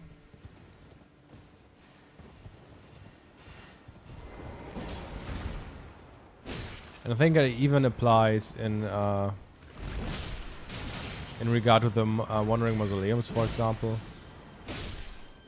The bell bearings are also used to, in a way, conjure an aspect of the former owner, so you can purchase their belongings afterwards again. But there's one more item that is associated with a bell, and it's the hole-laden necklace that is also used to ring this bell. And maybe that's why we're able to summon spirit ashes in here, because bells are associated heavily with summoning spirits. Maybe they let us summon spirits in here just to point out that there's this connection between bells and summoning spirits, and nothing more. Maybe that's it. Just to point out the connection between bells and summoning spirits.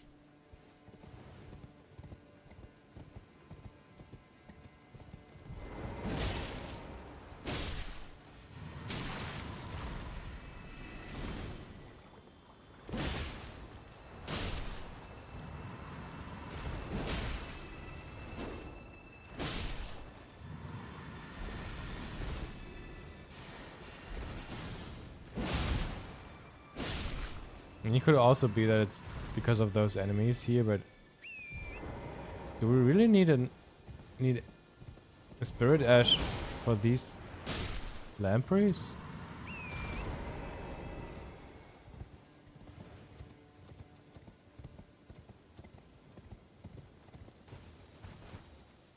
Yeah, okay.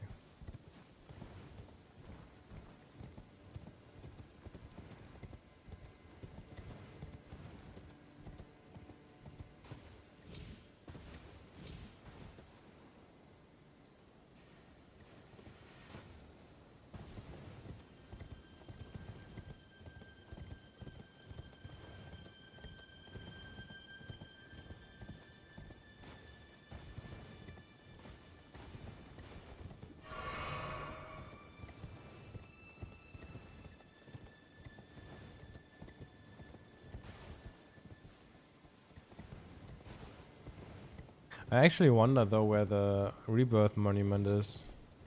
There should be one here in the vicinity.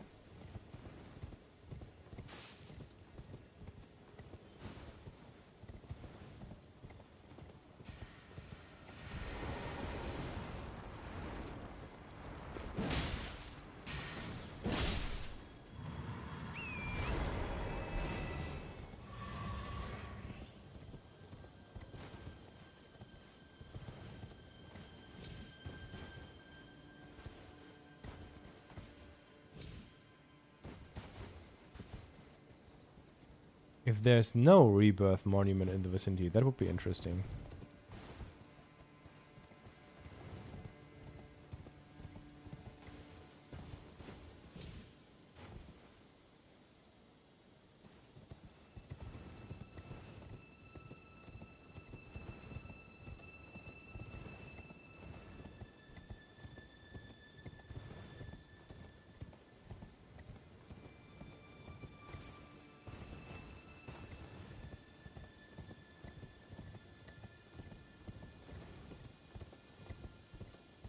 Close to Grace it was? What do you mean?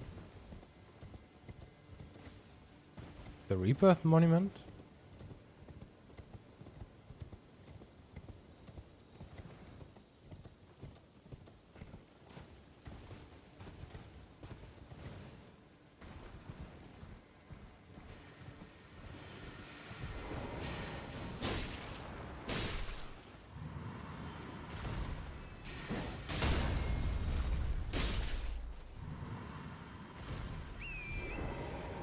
No, when I'm with a rebirth monument, I mean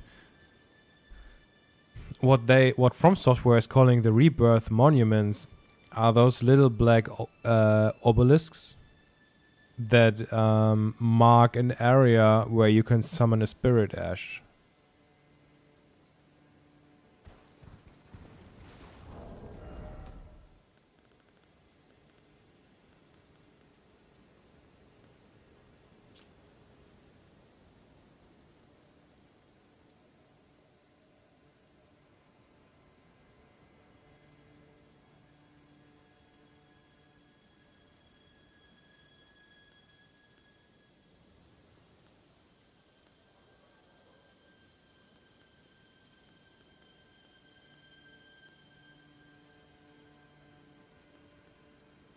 Yeah, it's not shown in the tooltips though.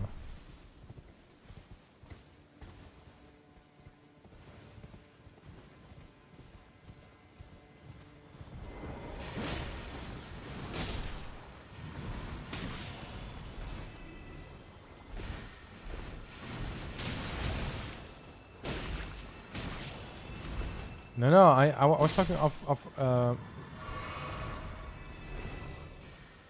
the obelisks are called rebirth monument. Oh, fuck's sake. The little black obelisks are called rebirth monuments, and those are who make it able to summon spirits.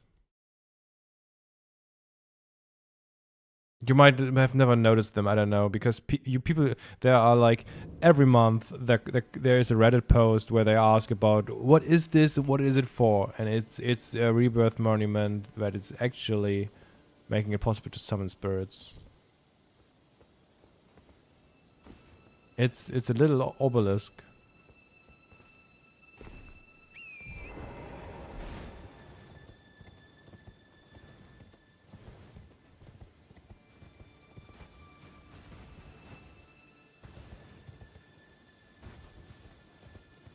Maybe you find something online when you just search for Rebirth Monument Elden Ring.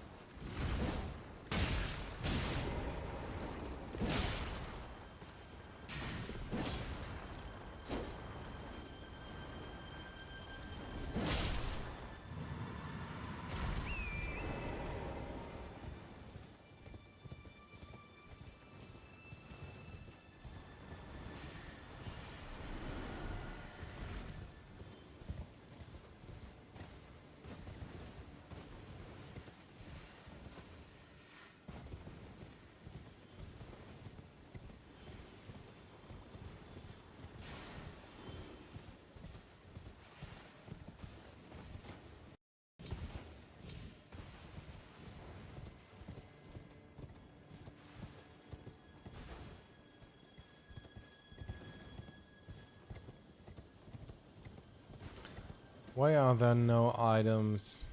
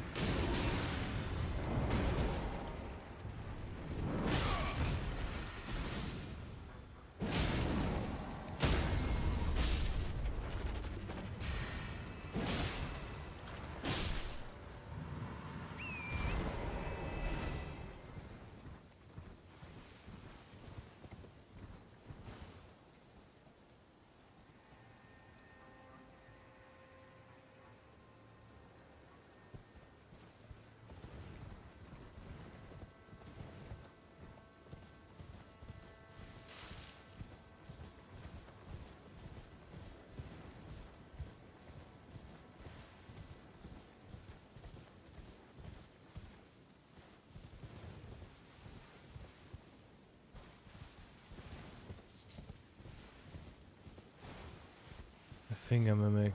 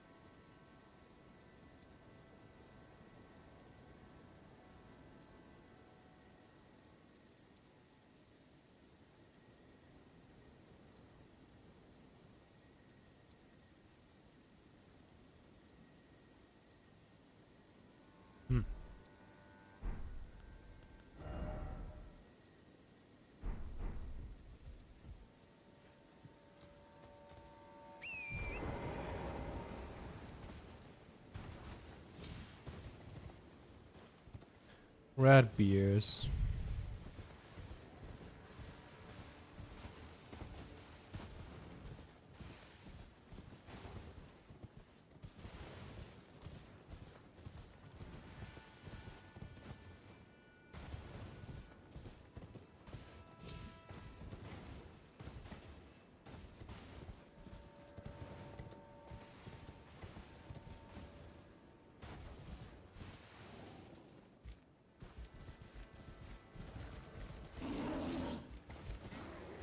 Rah, rah, rah.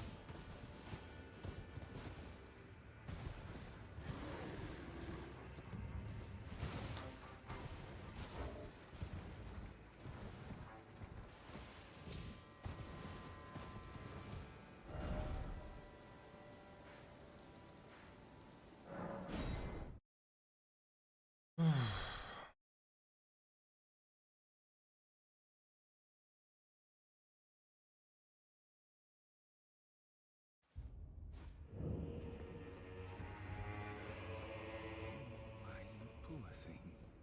Another bad dream, Yuri. Put that rotten thing out of your mind. That tangled mess can't hurt you. Yeah, I think it's a radical parallel there. With the finger weavers.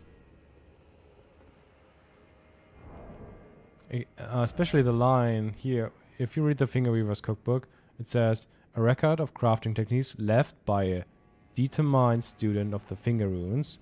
His brush with the sublime all but shattered his mind, though he was left capable enough to leave these few precious words. So I think the shattered mind is probably a little nod to Radagon's circumstances.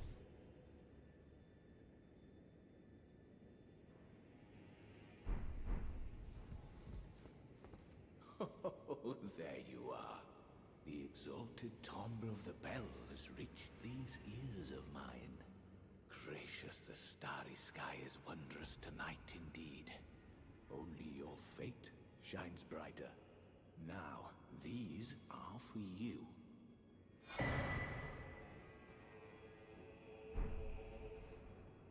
Beloved stars. Think nothing of it. I have made my decision to be of help. May the gleaming stars guide you evermore. I fear that you have borne witness to the whole of it. The conceits, the hypocrisy of the world built upon the Earth Tree. The follies of men. Their bitter suffering. Is there no hope for redemption? The answer, sadly, is clear. There never was any hope.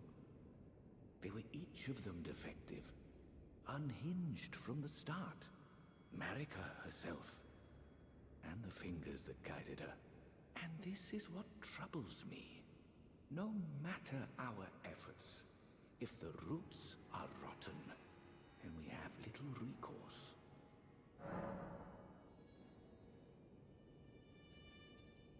Ever young Mikola saw things for what they were.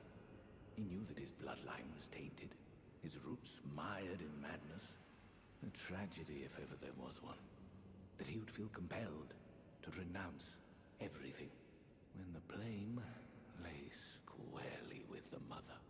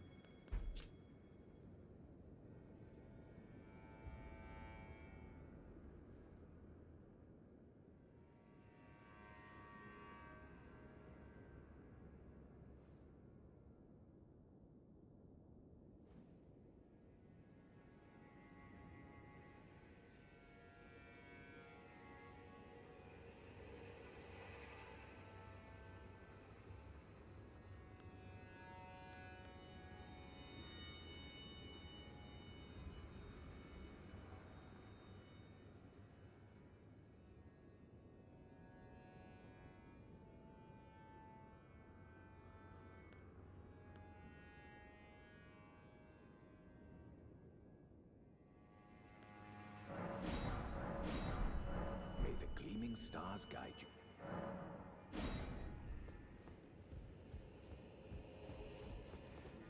I'm already very sleepy, guys. I think I'm done for today. We'll continue tomorrow.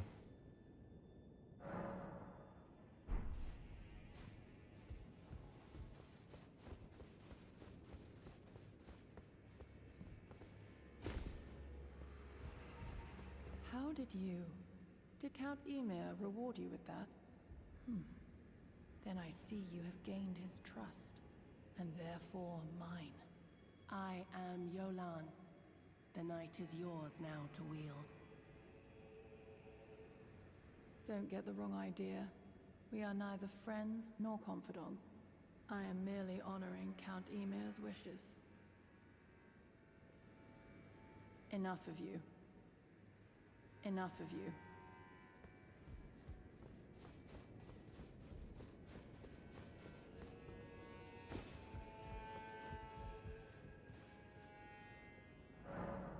Okay, guys.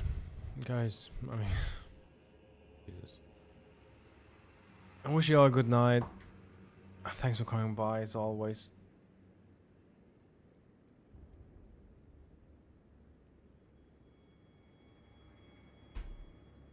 Whoop, whoop, whoop.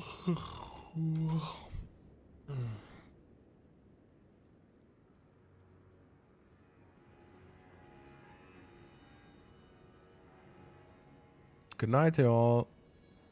Bye bye.